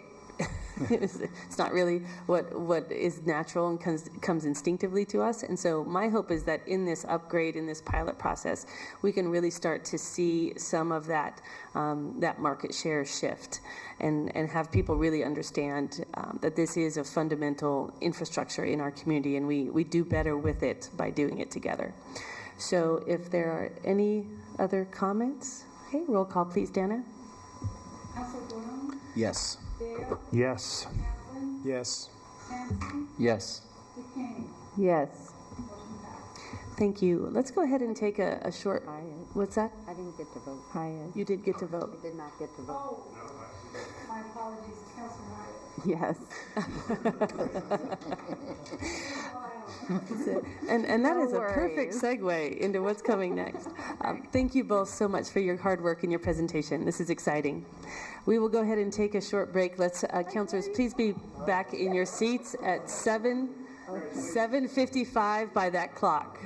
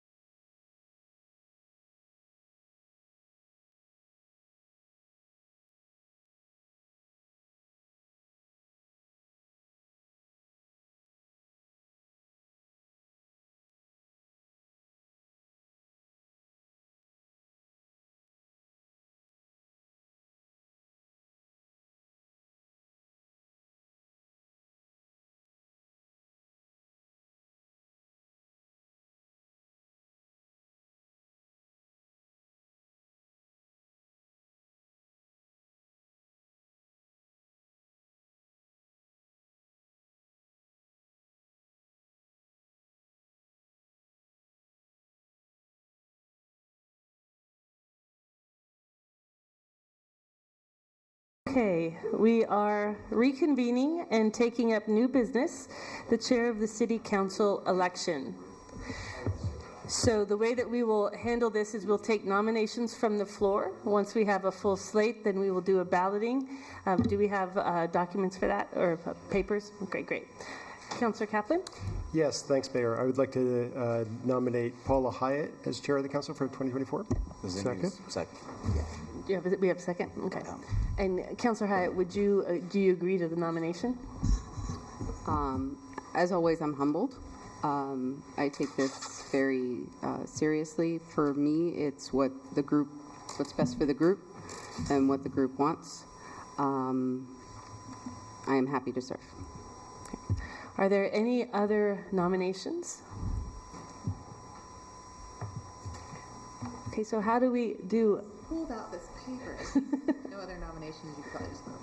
I think we can just vote. Okay, so what we will do is I will open the floor for approval of the appointment. Let me make sure we have the correct language here to confirm. So is there a motion to confirm? Councilor Bloom. I make that. I move to confirm Paula Hyatt as chair of the council for 1 year. Second. Councilor Bloom. No, I mean, I thank you for accepting. I think that Councilor Hyatt served the city well and has demonstrated great leadership, and the city and this council, I think, will be well served with her continuing in that role. So thank you for continuing. Councilor Kaplan. Yeah, thanks, Councilor Hyatt, for agreeing to serve. Any other comments? Councilor Hanson. If there was a third required, I know you could get it. Thank you, Paula, for your service, and you performed swimmingly this last year, and I assume nothing short of that this next year. So thanks again in advance. Councilor Dale. I'll fourth that. Thank you very much. With gratitude. Councilor Hyatt, I would just say that I have very much appreciated working with you over this last year, and we'll look forward to another year with you as the vice chair. Roll call, please, Dana. Right. And I just want to confirm, Councilor Hyatt does not participate in this vote, or does she? I think she should not. Right. Okay. Councilor DeCane. Yes. Hanson. Yes. Dale. Yes. Kaplan. Yes. Bloom. Yes. Congratulations. Great. Thank you. Congratulations. And we move now to the purchase request of networking equipment. And guess who we have back? Too early on that one. That number's on. For those just tuning in, my name is Jason Wagner, Director of Innovation and Technology. And I'm Chad Sabatka, Operations Manager of the Ashland Fiber Network. So before you is the approval for purchase of networking equipment. We came to council on November 21st for the budget transfer of this. The switches connect all of our city facilities to each other. They're the devices that normally hang out in the attics with blinky lights that we have cables attached to them, and they run to all of our devices. So we're going to be upgrading the entire city to new and current Juniper brand switches. So if anyone has any questions, we can answer those. Thank you for talking to us in a language many of us can understand. I know some of you understand more than blinky lights, but that's really kind of where I'm at. Questions for staff? Councilor Hyatt. Kind of along that vein of not speaking this language as well as some others amongst us, what is actually driving the need for the upgrade to the 10 gigabit? I followed the part about the lack of ports, but I just want to understand what the demand is on the network that necessitates the purchase. Like, is it just broken down? Again, not enough ports, or there's going to be additional demand on that system? We're looking for the layperson. We're looking at a future of increasing bandwidth demands from here forward. So it's only going to increase at this point. And also the cost between a 1 gigabit network and a 10 gigabit is pennies. there really is very little cost difference between the optics these days when you upgrade from a 1 gig to a 10 gig. So it's an economies of scale purchase with a planning for the future and with regard to this type of infrastructure. Yes. Got it. Thank you. Any other questions of staff? Councillor Hanson. Thank you. And these are the same switches that we had a failure last year and a fire and resulting fire. That's the same one. Right. So this is not only a technology upgrade, but this is a safety upgrade. That's correct. We do have a lot of old hardware deployed right now. Thank you. Councillor Duquesne. Thank you, Mayor. Good to see you again. When I look at this on November 21st, 2023, when this was okayed by this council, it was non-budgeted funds. Is that correct? Correct. Thank you. Any final questions of staff? I'm ready to Okay, make a motion. the floor is open for a motion. Councillor Dale. Thank you. I move to approve the purchase with PNW Security in the amount of $177,162.30 and authorize the acting city manager to sign the purchase agreement. I'll second that. Councillor Dale. Thank you. Yes, I appreciate this. Yes, I do get this, and actually not only is 1 gig, close to the same, it's quickly getting to a point where 1 gig is actually more expensive than 10 gig because it's being phased out. So this is something where it's equivalent to getting rid of your dial-up, basically, is what it is. And looking to the future and having the interoperability of two different systems meshing just saves costs and maintenance and replacement and spares and so forth. So thanks again for taking care of our network. Councillor Bloom. I have a broad enough understanding where I understand this, but I'm not going to speak beyond that because then I'll just sound like an idiot. Any other comments? Councillor Duquesne. Thank you, Mayor. I just wanted to reflect that I think this is a lot of money. I understand that this council did allocate it in November, but I didn't support it then. I can't support it now. Any other comments? Roll call, please, Dana. Councillor Dale? Yes. Hanson? Yes. Kaplan? Yes. Bloom? Yes. Hyatt? Yes. Duquesne? No. Motion passed 5-1. Thank you so much.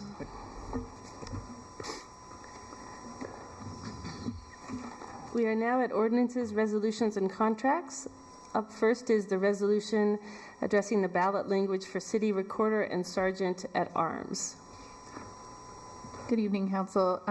As directed previously, I have returned with resolutions for both changing the language in the charter for the Sergeant at Arms as well as for the City Recorder. This will be for the May 21st Election Day, and I'm happy to answer any questions. Last time we went through the proposed ballot language. I have included a draft of a recorder job description for you to review, just as a overview of what that position would look like. Includes many of the same duties that the recorder is asked to do now, and then adds some administrative function as well. So happy to answer any questions.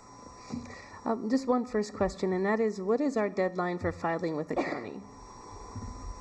And I apologize if it was in here and I just missed it. March 1st. March 1st, okay.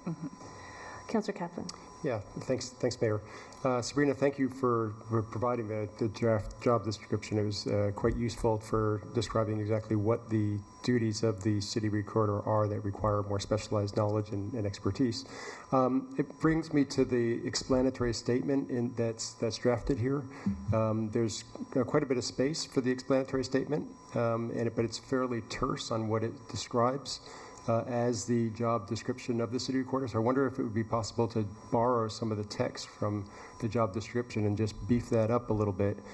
It makes the point, I think, that there are currently no minimum professional skill qualifications for this position other than residing in the city. But I think just making the further point that these are the functions are A, B, and C. and they require, specialized knowledge for that, so that it makes it, I think, a stronger or clearer choice. Yeah, I'm happy to do that. I think it can work with legal. We want to make sure that the statement is clear and concise. Yep. Is there general support for the comments that have just been made by Councilor Kaplan? Yes. Okay. Councilor Duquesne. Thank you, Mayor. Also, I would like to, in looking at the explanation, when I look at both of them, it says that a no vote for this measure maintains the existing language in the city charter, which outlines the sole qualification for being elected recorder is to reside in the city limits and to be a registered voter. And if we're changing the charter, I believe whether you vote yes or no, it should be, that language should reflect in a yes vote too. I believe if you are the city recorder, that you should need to live within the city limits.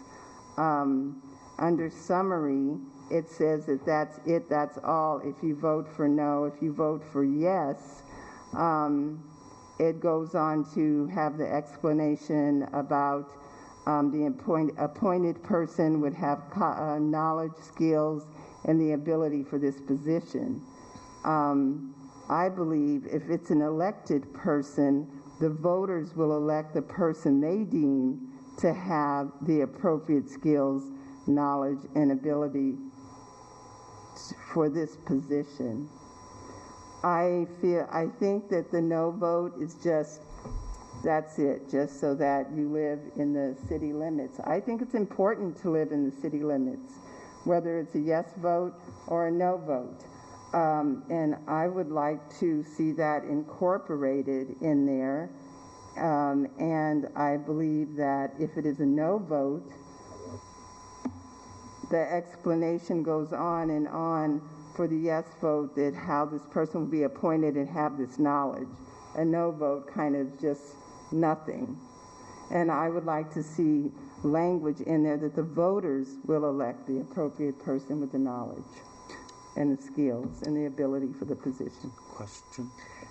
Just a clarifying question, Councilor Duquesne. So where it says that basically nothing has changed in the charter is the result of a no vote.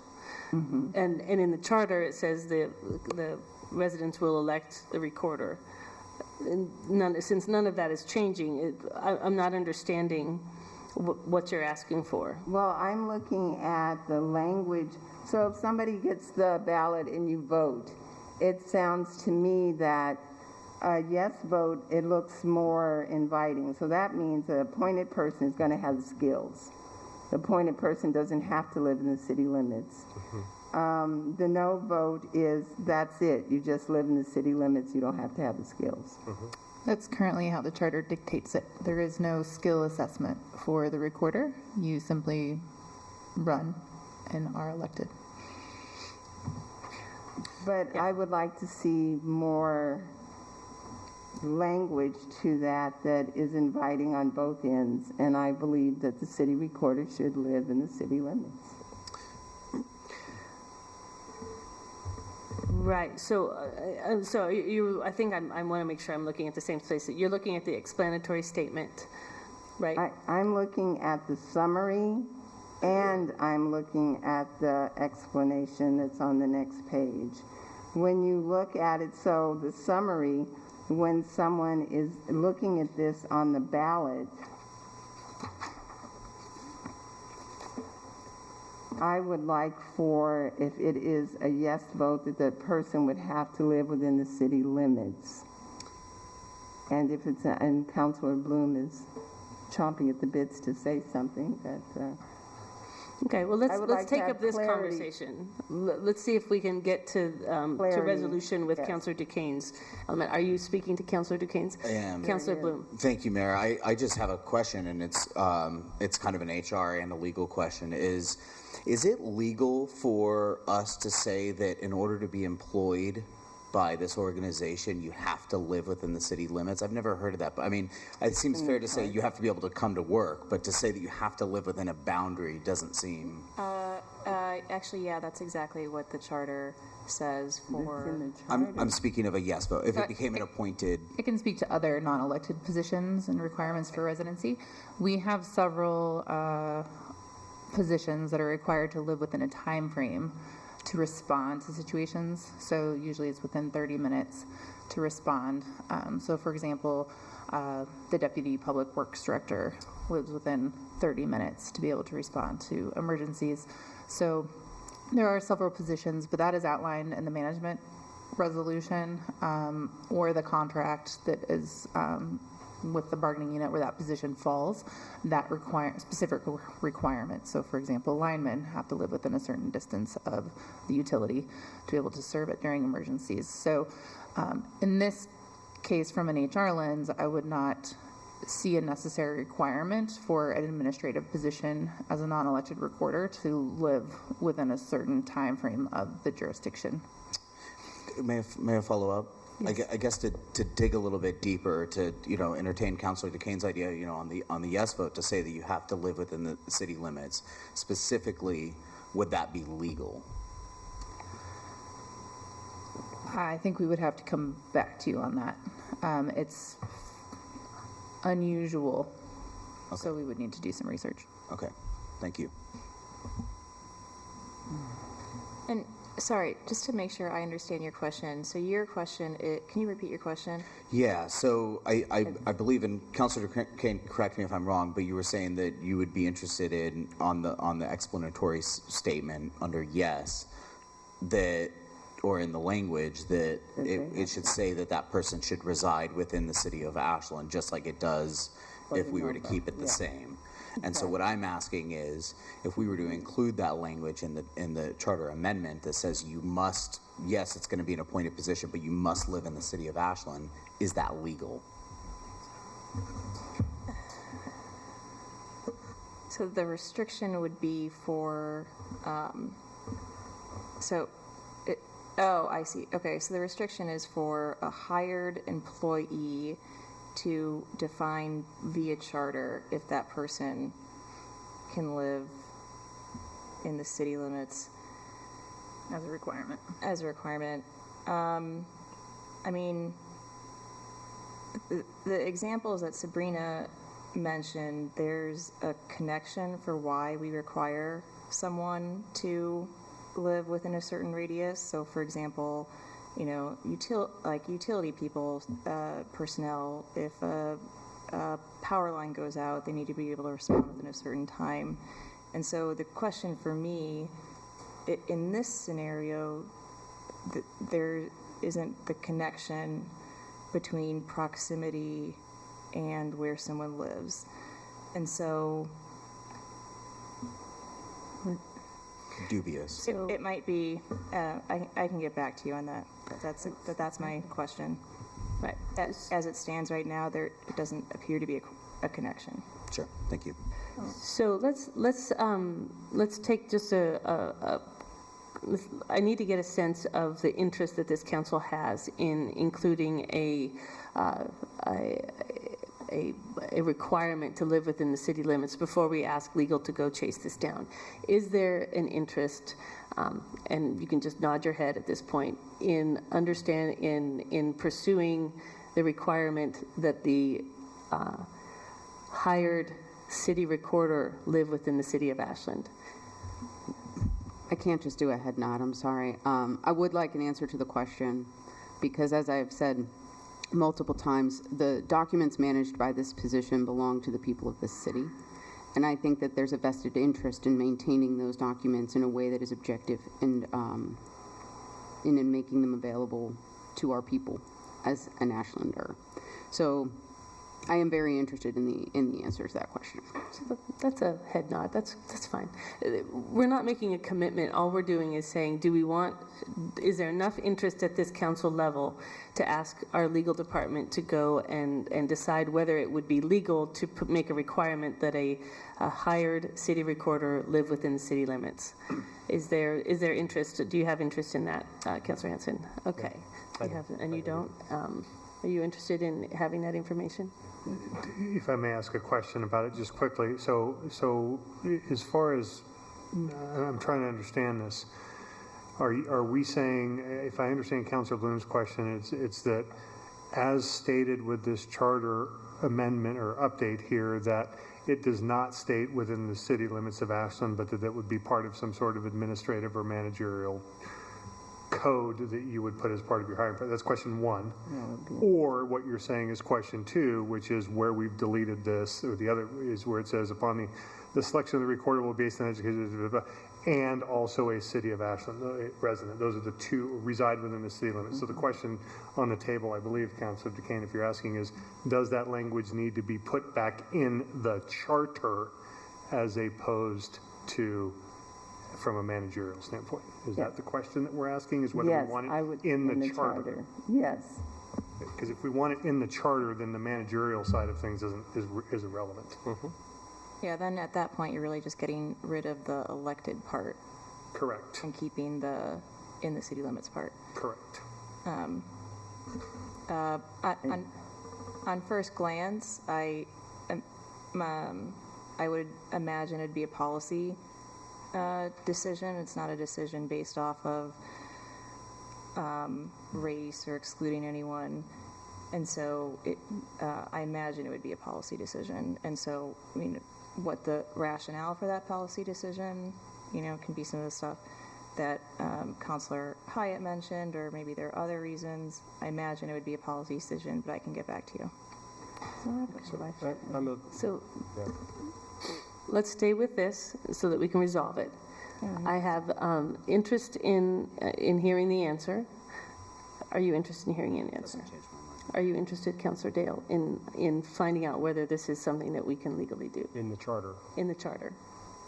Legally in the charter, I know we can add it to the charter. It's been in the charter, right? No, if it's in the charter right now as an elected official, which all of us are required to be living in the city limits. The question that we are not clear about right now is whether legally we can put it in the charter that a hired position lives within the city limits of Ashland. Are you interested in hearing that? Are you interested enough in the possibility of including that requirement in a hired position to have staff go research that for us? Yes, I am. Okay. All right, so it looks like we have enough interest on the council to research that. Any last comments on this topic?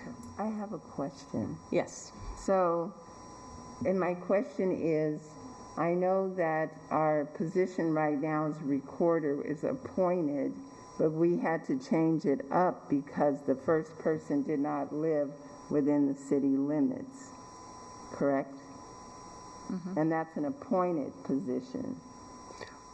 Right. The appointed position has to follow the same requirements as the elected position. Okay. All right. Just wanted in this current legal structure that we have with the charter. Exactly. Yeah. So I appreciate the work on that. Mm-hmm. So from the calendar that we have in front of us, it includes a couple of different deadlines: the ballot title filing deadline, and then the ballot measure filing deadline. And so it sounds tonight like we have enough of a question about the content that we cannot answer fully approve the narrative for the measure filing. For the recorder. So for the recorder, yeah, we're separating those out. We're taking just the recorder conversation at this point. Mm-hmm. Yeah, so we are going to keep coming back on our regular schedule with this to make sure that we meet our deadlines. So we will see you in February with an answer as well as a beefed up explanatory statement for you. Thank you. Are there any other questions or comments or concerns about this ballot language for the recorder position? Councilor Hyatt. Thank you, Mayor. Carmel, I just want to make sure that as we make these changes, it still looks objective and it doesn't look like we're trying to skew the explanation statement to any one way or the other. I don't think including the requirements for the position does that. It's informative and it's a statement, but I also want to make sure that it stays independent in terms of yes is this and no is that. Very simply, what's your choice kind of thing. Councillor Hanson. I feel compelled to make the comment that I don't understand why we're pursuing this. If we have a department head level hire, we're not requiring that department head to live within the city of Ashland. Why would we, if the voters in the ballot are changing the charter to make this an appointment, why would we care? Why would we limit our labor pool to just Ashland? So although I respect my colleagues and I look forward to their curiosity being quenched, I don't see a connection here. I don't see a logical thread that we're following here. So I just have to, given the opportunity, voice my opinion. This is interesting to me, but I don't understand. Mayor, may I? Councillor Hyatt. It is interesting, and for me, the reason why I'm seeking the answer to the question is because if it has come up here at this dais, it's going to come up in the community. And what I would prefer is to have a fully informed voting body before they go to the polls. Because if I'm reading it and I'm saying, why is that included or why is that excluded, I may want to know why. So rather than have that question come up in May or November, depending on however things roll out, I think more information is helpful in making an informed vote. And by having this question settled before the ballot language goes forward, it's just one less question in the arena when the time comes. Councillor Bloom. Thank you, Mayor. I concur with Councillor Hanson. I don't really think it's appropriate to require an employee to live within a certain city limit. Anywhere I've ever worked, it's, the ability to make it to work on time. That's the important thing, and your qualifications to do the job. I do appreciate, and I take Councillor Hyatt's comments, but I think that, look, at the end of the day, it's an election. This is politics. There will be people on both sides of this issue that will be going out and trying to convince voters one way or the other, and really it's their responsibility. Our job is to have clean language that's simple, and I think that this is getting a little too much into the weeds, but again, just expressing my opinion. So there are two questions here. The first is whether it's possible to limit this to someone who works within the city limits if it's a hired position. The second question is whether or not that's the policy decision that this council wants to make. In order to get to the second one, we have to move through the first one. So this evening, we will not be approving this full package, but we have plenty of time to come back and handle that in the future when we have that additional information. Let's go ahead and move on to any other comments or concerns about the language around the recorder position. Are there any other elements that we would like staff to adjust before they bring it back to us? Okay, then let's move on to the Sergeant-at-Arms position. And we've seen this language before, so I'll just go ahead and open it up. Are there any concerns or suggestions for the language or questions of staff? No. Okay, so in that event, the floor is open for a motion on the Sergeant-at-Arms ballot measure. Councillor Bloom. Sure, happy to make the motion. I move to approve Resolution 2024-03, a resolution of the City of Ashland submitting to the voters at the May 21st, 2024 primary election a proposed amendment of Article 14 of the Ashland City Charter. Is there a second? I'll second. Councillor Bloom?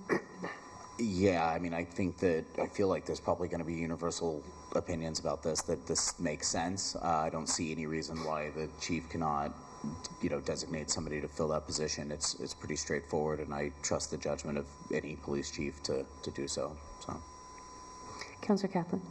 I feel the same way. I think this is the nature of kind of housekeeping, something that was probably overly restrictive when it was originally written, and I think we should ask the voters to reconsider whether they want to be as restrictive today in 2024. Any other discussion or comments? Roll call, please, Dana. Councilor Bloom? Yes. Dale? Yes. Kaplan? Yes. DeJane? Yes. Hyatt? Yes. Hanson? Yes. Okay. Staff, Sabrina and Carmel, do you feel like you have everything you need from us for the next version? Yeah, and for the and I research? should be able to get back to you pretty quickly. Okay, great, thank you. Next, we have the Briscoe roof replacement and the award of the construction contract.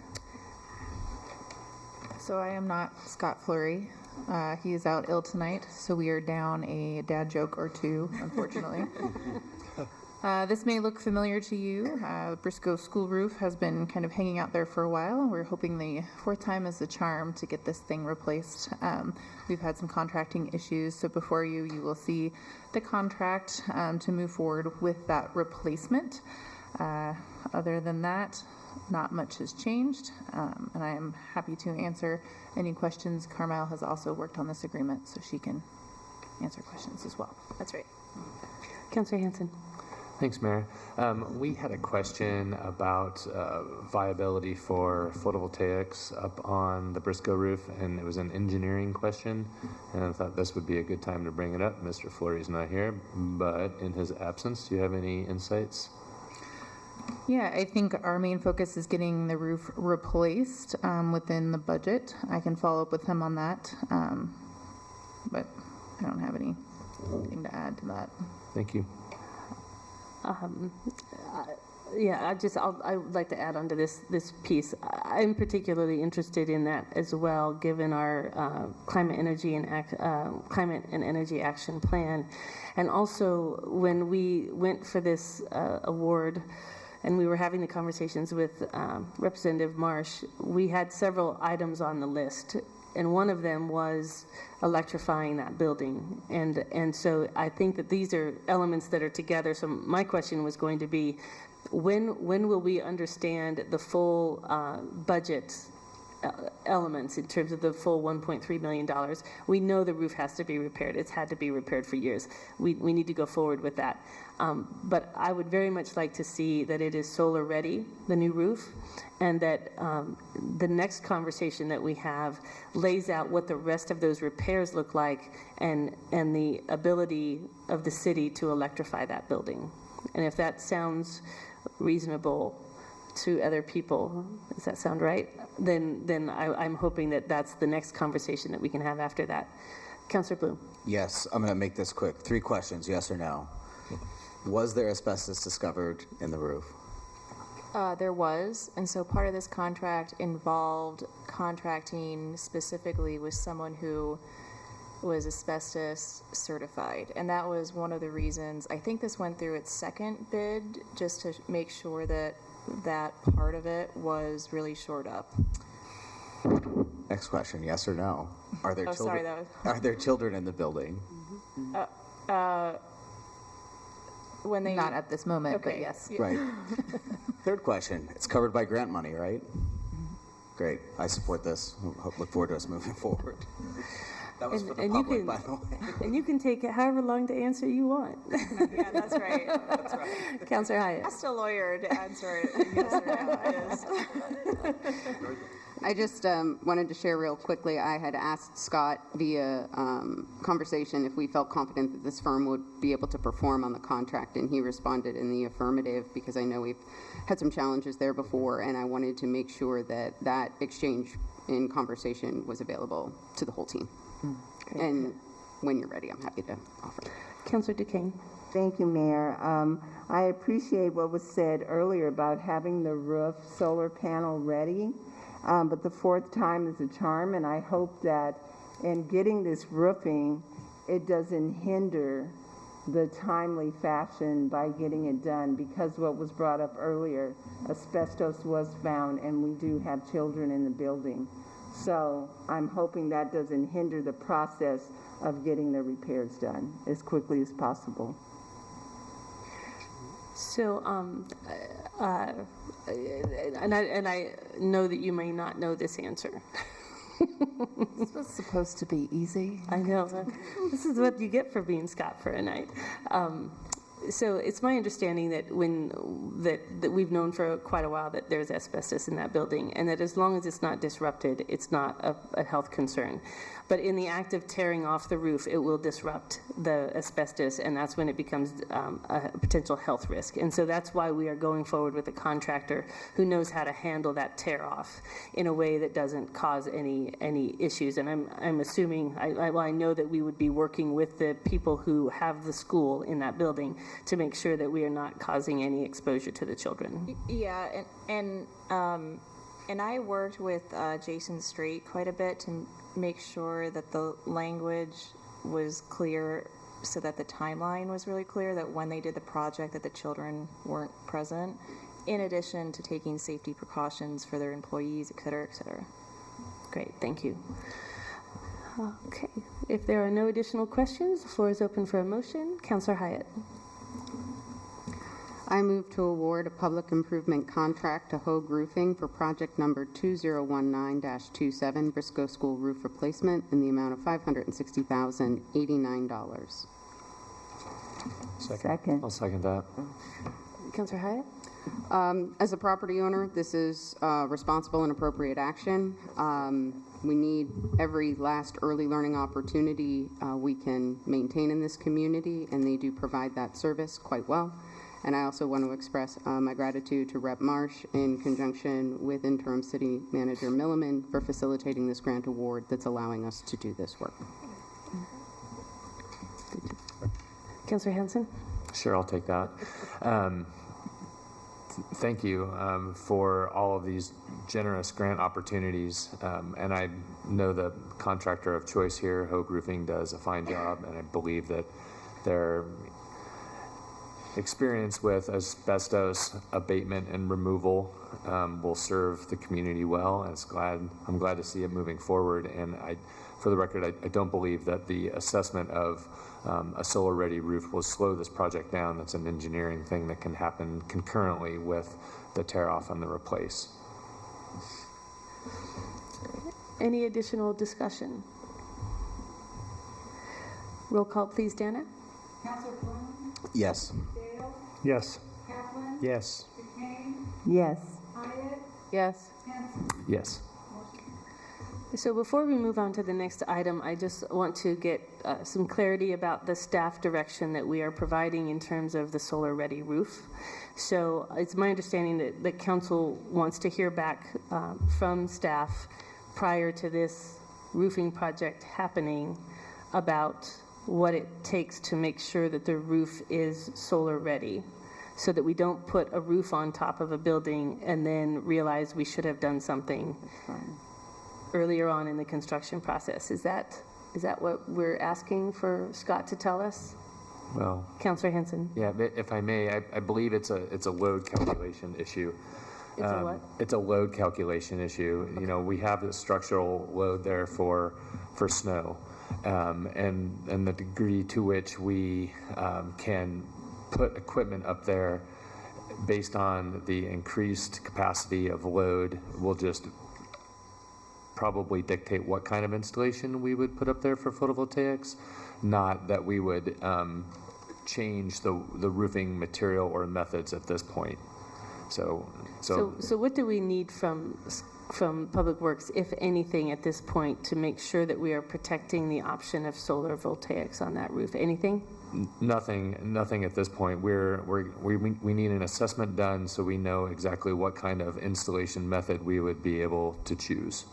But with its current engineering, we would have some possibilities in front of us. Correct. Right. Okay. We're moving forward with this TPO roof as opposed to pivoting to standing seam or something of that nature. We want this roof installed regardless, and then we'll figure out how to install solar there if there's engineering capacity and if the city of Ashland has the desire to put photovoltaics up there. So we don't need anything from staff at this point then? Just calculations on the existing structural members there for load analysis. Okay. Sabrina, do you have what you need? Great. And that's why we clarify things. Okay, we will move on now to the Community Wildfire Protection Plan contract approval. Chris?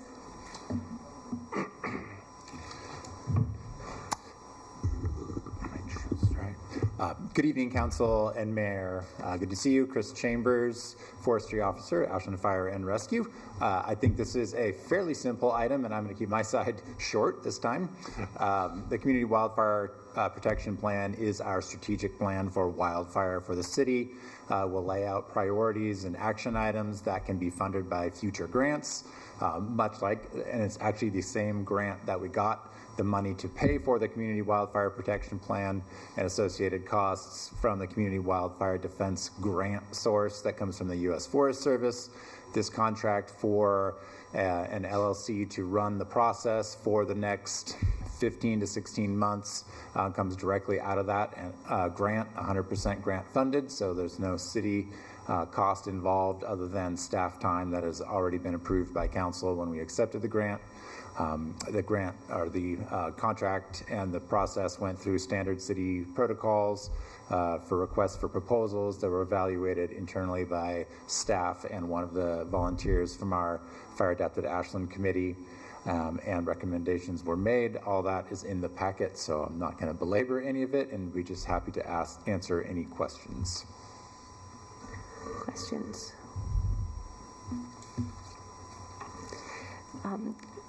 So I have a couple of questions. When we think about this overarching plan, we have the two elements. We have the element that's in the watershed, and then we have the element inside town. And so when we look at the stakeholder engagement, there will be an opportunity to kind of create that vision. One of the things that comes to me from the many meetings that I was in when I served as the liaison to the committee is just that in order for us to really reach the threshold we need to on wildfire safety, we essentially need all of the structures in Ashland to have done their work. And so one house not doing its work in the neighborhood can take out the entire neighborhood one by one if it lights up in the middle of a wildfire. So when we talk to the public about this, when we come out the other side, we will have a wildfire plan that is working with both of those elements. Is that correct? And working towards that vision of a fully fire adapted, I guess would be the best way, and risk reduced community. And so that framing will happen in those initial stakeholder engagement elements with the community. That's correct. Okay, great. Just want to double check that. Any other questions? Councilor Hyatt. Thanks, Chris. Real quick, just to clarify, because some folks may be thinking, didn't we just come through a planning process regarding wildfire? That was our evacuation planning, correct? That was previously done 2 years ago. Yeah. This is very different. What, for folks trying to understand the difference of the type of plan that you're going to be putting forward, what are some of the key elements that will come in this plan that will help us to prioritize our limited resources and assist us going forward? Evacuation is one of the things under the CWPP, as we call the plan, under the CWPP umbrella. But we'll be looking at structural ignitability. How do our current codes and ordinances actually protect us from wildfire? Are they sufficient? Are they insufficient? What might we need to do as a city to look at further code adoptions that would make us safer, both in new construction and around existing structures? So there'll be a large discussion on that. Where are vulnerable populations most at risk, both within our community, but also where are they not getting services that we might be providing to other homeowners that aren't available to people who are, say, renters in our community. So there's a lot in the social equity lens to look at under wildfire, and we saw those impacts during the Alameda fire. So we have a lot of lessons learned that we can look to in adjacent communities and build those into our plan. And also looking into what happens if we do have a really damaging fire in Ashland. What do we do after that fire? So that's an element of a community wildfire protection plan, in addition to what the mayor also talked about, is looking at the greater landscape. And that was the main focus of our original community wildfire protection plan back in 2004 was, what are we going to do with the Ashland municipal watershed? And the U.S. Forest Service was, asking the city to provide input through the CWPP. We don't really have that impetus from the Forest Service this time, so it's really more about the community itself. Evacuation is one of those items, and we can, put important action items related to evacuation into the CWPP. It's the vehicle that gets us future funding. We don't put forward an evacuation time estimate study and say, Forest Service, will you give us $1 million to do something with this? That has to go through the CWPP. Thank you. That's exactly the type of detailed clarity I was looking for distinguishing between the two. I appreciate it. And this plan will also allow us to go for grants for the home hardening, landscape adjustments, and that kind of risk reduction in the city as well. Yeah, across the board, the CWDG grant that funded this funds really two things: CWPPs and mitigation/adaptation projects. So you have to have within 5 years a current CWPP with a list of action items of what you want to do in your community, and then you can ask. By the time we're done with this, we'll have at least 3 more years under that grant source, which is really the largest pot of money that the government has ever offered under wildfire. It's $1 billion over 5 years. So we will still have a few years left on that by the time we get this done and have our list to submit. Any one application can ask for up to $10 million. And I'm looking at the schedule where it says tasks to finalize new community wildfire protection plan. And so it looks like the first time that the council sees it is kind of right towards the end. And I'm wondering if we could see it maybe where you've got the first bullet is to prepare a working draft of the plan to present and review with the general public. I think it would be helpful to have that come to council as the kickoff to the general public feedback space, so that the council can offer its feedback, and then the public can offer its feedback as well, and then that can be bundled up into that next review process. Is that something that the council is interested in, is seeing this, the initial draft? Is that of interest? Just as a word of caution, there'd be a little bit of a chicken and egg issue. Do you want to see the public's comments built into the plan first, or do you want to review it not knowing what the public has given input on at the same time? So it's really up to you. I just want to make sure you understand that. Well, I think we want to see it in both. We'll obviously see it at the end when it needs to be approved. But from my perspective, I would like to see it right at the beginning of that public period, because people will be asking us, and it would be good to have had some conversation here, and then it can just be compiled along with what the public is saying, and we'll see how you work with that when you bring forward the next version, the final version. Okay. Does that sound reasonable? Yeah. Okay. No problem. Any other questions? Okay, the floor is open for a motion. Councillor Hyatt? I move approval of a contract with MC Fire LLC in the amount of $153,965 for the purpose of completing an updated wildfire protection plan for the city of Ashland. Second that. Councillor Hyatt? Chris, thank you. It's clear that this is not only necessary, but it's overdue. And we heard loud and clear at our last town hall that wildfire preparedness is our top priority. So I'm very eager and excited for this work to be completed. Thank you. Me too. Councillor Bloom? Ditto. Councillor Dale? Yes, thank you, Mayor. Again, just want to say thank you, as always, for keeping us safe. The only question I have is this is a absolute no-brainer in fire safety. Why do we keep putting you at the end of our agendas? But thank you again, Chris. Really appreciate it. Motivation. Any other discussion or comment? I would just like to say I was able to be at the announcement when the Forest Service came out, and we were one of the first grants. And this plan is one of the things that the committee, it kept coming up in the committee that we need to address this, but we didn't know where the funding was going to come from. And so I think it's a time when we're ready and we were able to step forward, and the federal government showed up at the right time with the right resources. And I'm so happy that this 20-year-old plan is about to be completely revamped, because the world has changed significantly since it was state of the art when it first came out. So very good work all the way around. Roll call, please, Dana. Counselor Dale? Yes. Duquesne? Yes. Hanson? Yes. Hyatt? Yes. Kaplan? Yes. Bloom? Yes. Motion passed. Great, thank you. Thank you. Thank you.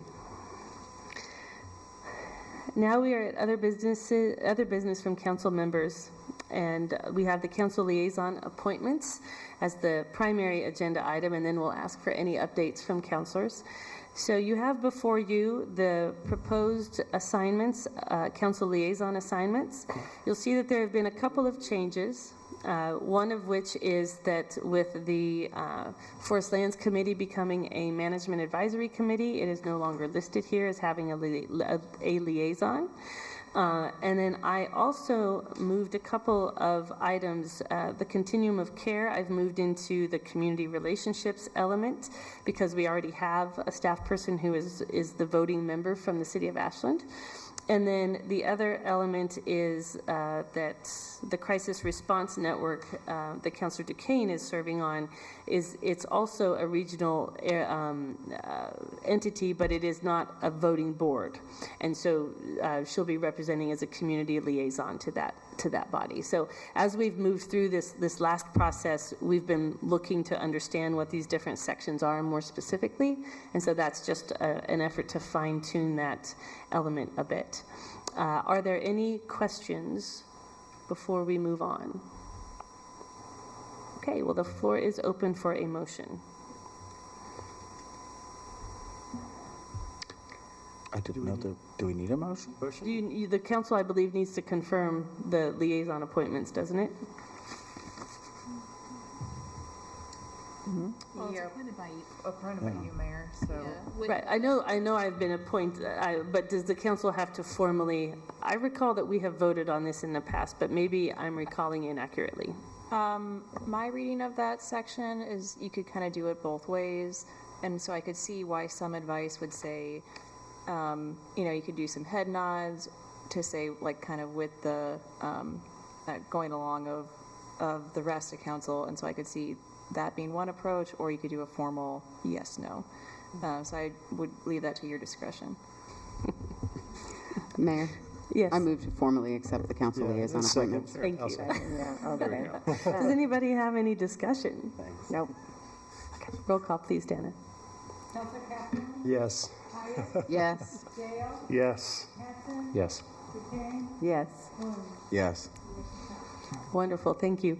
One of the things while we're on the liaison conversation, we have been making some adjustments to the committee structure. So we have the work plans that came forward in December, trying to get committees on that annual work plan cycle that matches more closely with the work of the council, and getting more clear about what they're working on so that the liaisons can do their job more effectively. And one of the things that we will be bringing back a little bit later this year is a proposal to adjust the terms so that the terms come to an end at the end of December instead of many of them come to an end in April, which sits a third of the way through a work plan. And so it's not ideal for a significant turnover. So we are continuing to go down that path. We are also working on training elements for our committee members and our committee chairs, and are continuing to work on that system. And I appreciate Linda Adams, who is the chair of the Transportation Advisory Committee, has reached out to the other committee chairs, and so they're meeting once a month to cross-pollinate, and I think that's really important for several of the issues that we're working on, and I will be joining those as I am able. But I think this is one of the efforts we've been at for quite some time to really help make sure that our committees are are lined up alongside the council in terms of helping us meet our goals. And I sense a lot of excitement among the committee members. And please, if you have any concerns about, and everybody has told me already that their liaison assignments are fine, but if anything comes up over the course of the year, please reach out, and if we need to make adjustments, we can. Thank you. Great. Are there any other reports from council liaisons? Council Kaplan. I do, yes, and Councilor Dale may also wish to weigh in on this. A report from the Climate and Environmental Policy Advisory Committee. You'll recall that last spring, this council asked the Climate and Environmental Policy Advisory Committee to consider the nature of an ordinance for electrification, and the committee has been doing that over the last several months, and has had a number of public hearings, 2 formal public hearing sessions in this room, have received a lot of input from the community. The last CPAC meeting was last week, and there was a robust discussion of a flow chart of options and sub-options that I think is allowing the committee to start to formulate a position or a recommendation. The committee presented a sense of the committee, and then empowered the chair of the committee to work with the staff liaison and the legal department in putting together a staff report and recommendation for this council. The committee expects to be able to see that next month, so in relatively short order, but things have been delayed in the past, so we'll hopefully. And then the committee asked or recommended that when they do send the staff report and recommendation here, that there be a study session on it, because it's pretty complex stuff. Can be complex. So that's really just a heads up that would be coming forward, and I think I hope it's consistent with what you've heard from the staff side. Yeah, no, people have been working hard on it and have been communicating with management and legal, so that's great. Yep. Jeff, do you have any? Thank you, Councilor. I would echo that. I would. The word robust is an understatement relative to the discussion. It's been very hearty and wonderful to see the engagement in it, and exciting. And I would say that yes, appreciate staff and Chair Sol for working on this. It's very important, and I would encourage all members of the community to provide insight and opinion into it, because it's important. But we're heading in the right direction, and it's wonderful to see. So again, thank you for that. Councilor Duquesne. Thank you, Mayor. Something that you brought up earlier is that the Social Equity and Racial Justice Committee just welcomed a new member, and I think that she will be an asset to the committee. Something that was mentioned earlier is cross-pollination. We just celebrated Dr. Martin Luther King's birthday, and working with the Chamber, working with the Social Equity and Racial Justice Committee, people volunteering and coming on board to push that through. I thank the Chamber and all of their efforts, because they have a lot still on their plate, and being able to work together with Southern Oregon University, Social Equity and Racial Justice Committee, the Chamber, and putting this together in a very, very small window of time, and to have it successful. So it's just, it makes me feel like we are doing good stuff when we all get together and work together and accomplish this. And I appreciate the city of Ashland for stepping up and making sure that we could make this happen, because once again, it was a very small window of time. But I do appreciate that.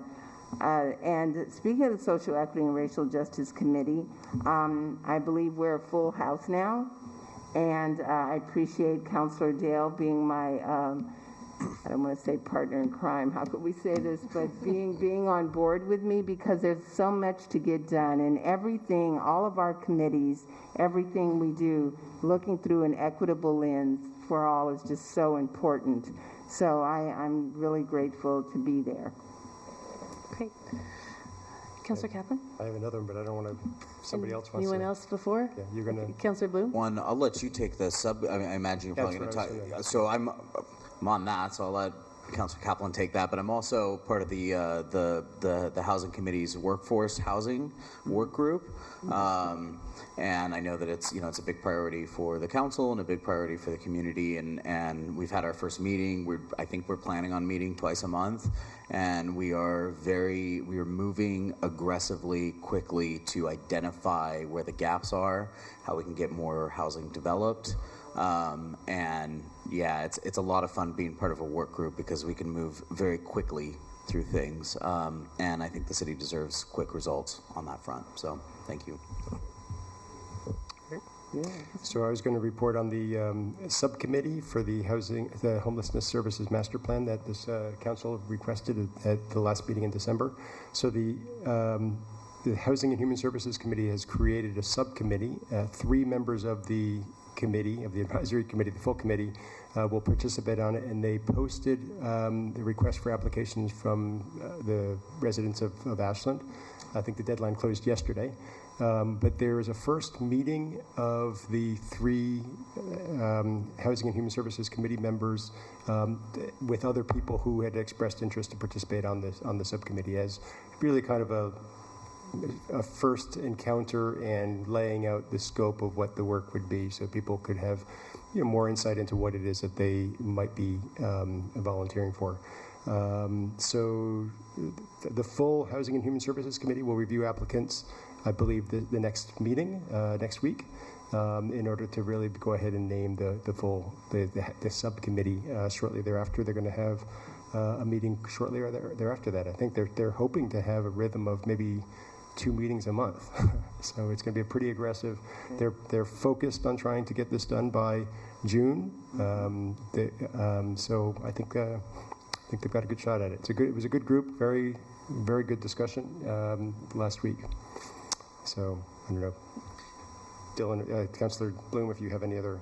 Yeah, thanks, Councilor Kaplan. And I appreciate you, really taking the lead to get this going. And I just want to make one comment that both of these kind of groups within the Housing Committee meeting more than what is traditionally regular. I'd like to see at the end of this 6 months or so an ability to kind of demonstrate to everybody in the city the importance of meeting as often as possible and get more work done that way. One more thing. Councilor Kaplan. One more. The floor is yours, Councilor Kaplan. Thank you, Mayor. So this is really just over the holidays, I sent around an email to everybody just mentioning that we've been invited by the executive editor of Ashland.News, Bert Etling, to if we wanted to write a regular column, this council writing a regular column, it could be called something like Council Corner, I think is what he said it used to be called in the daily tidings. And the idea would be once a week somebody would write and we would rotate. So if all 7 of us participated, it'd be on a 7-week rotation. If fewer people write, then it'd be a quicker rotation. So it's not something that everyone would have to do, but if anyone's interested in doing it, the invitation is there available for us. So I just wanted to see whether there is interest in it, so that we can maybe ask staff to help us with the setting the rotation so that it's not doesn't fall on one of us to do that. And so anyone who is interested, I think, can reach out to Councilor Kaplan and Sabrina. Let them know. Thank you. Any other updates? Wonderful. I mentioned earlier that the If I Were Mayor contest is coming about this year, and I will be asking the councilors to help judge the entries. They come in as essays, posters, and videos. So they'll all be electronic, but we're still figuring out what that looks like. It would be nice to display and have the applicants come together into some kind of an event. So I'm reaching out to the school district to see if they may have a spot where the young people can bring what they have, and we can maybe show some of the videos and that kind of thing. So just a heads up that you'll be asked to be looking at some submissions about the second week of March. So just a little heads up. All right, if there is nothing else, then the floor is open for a motion to adjourn. So moved. Second. All in favor? Aye. Meeting is adjourned. Bob, every week?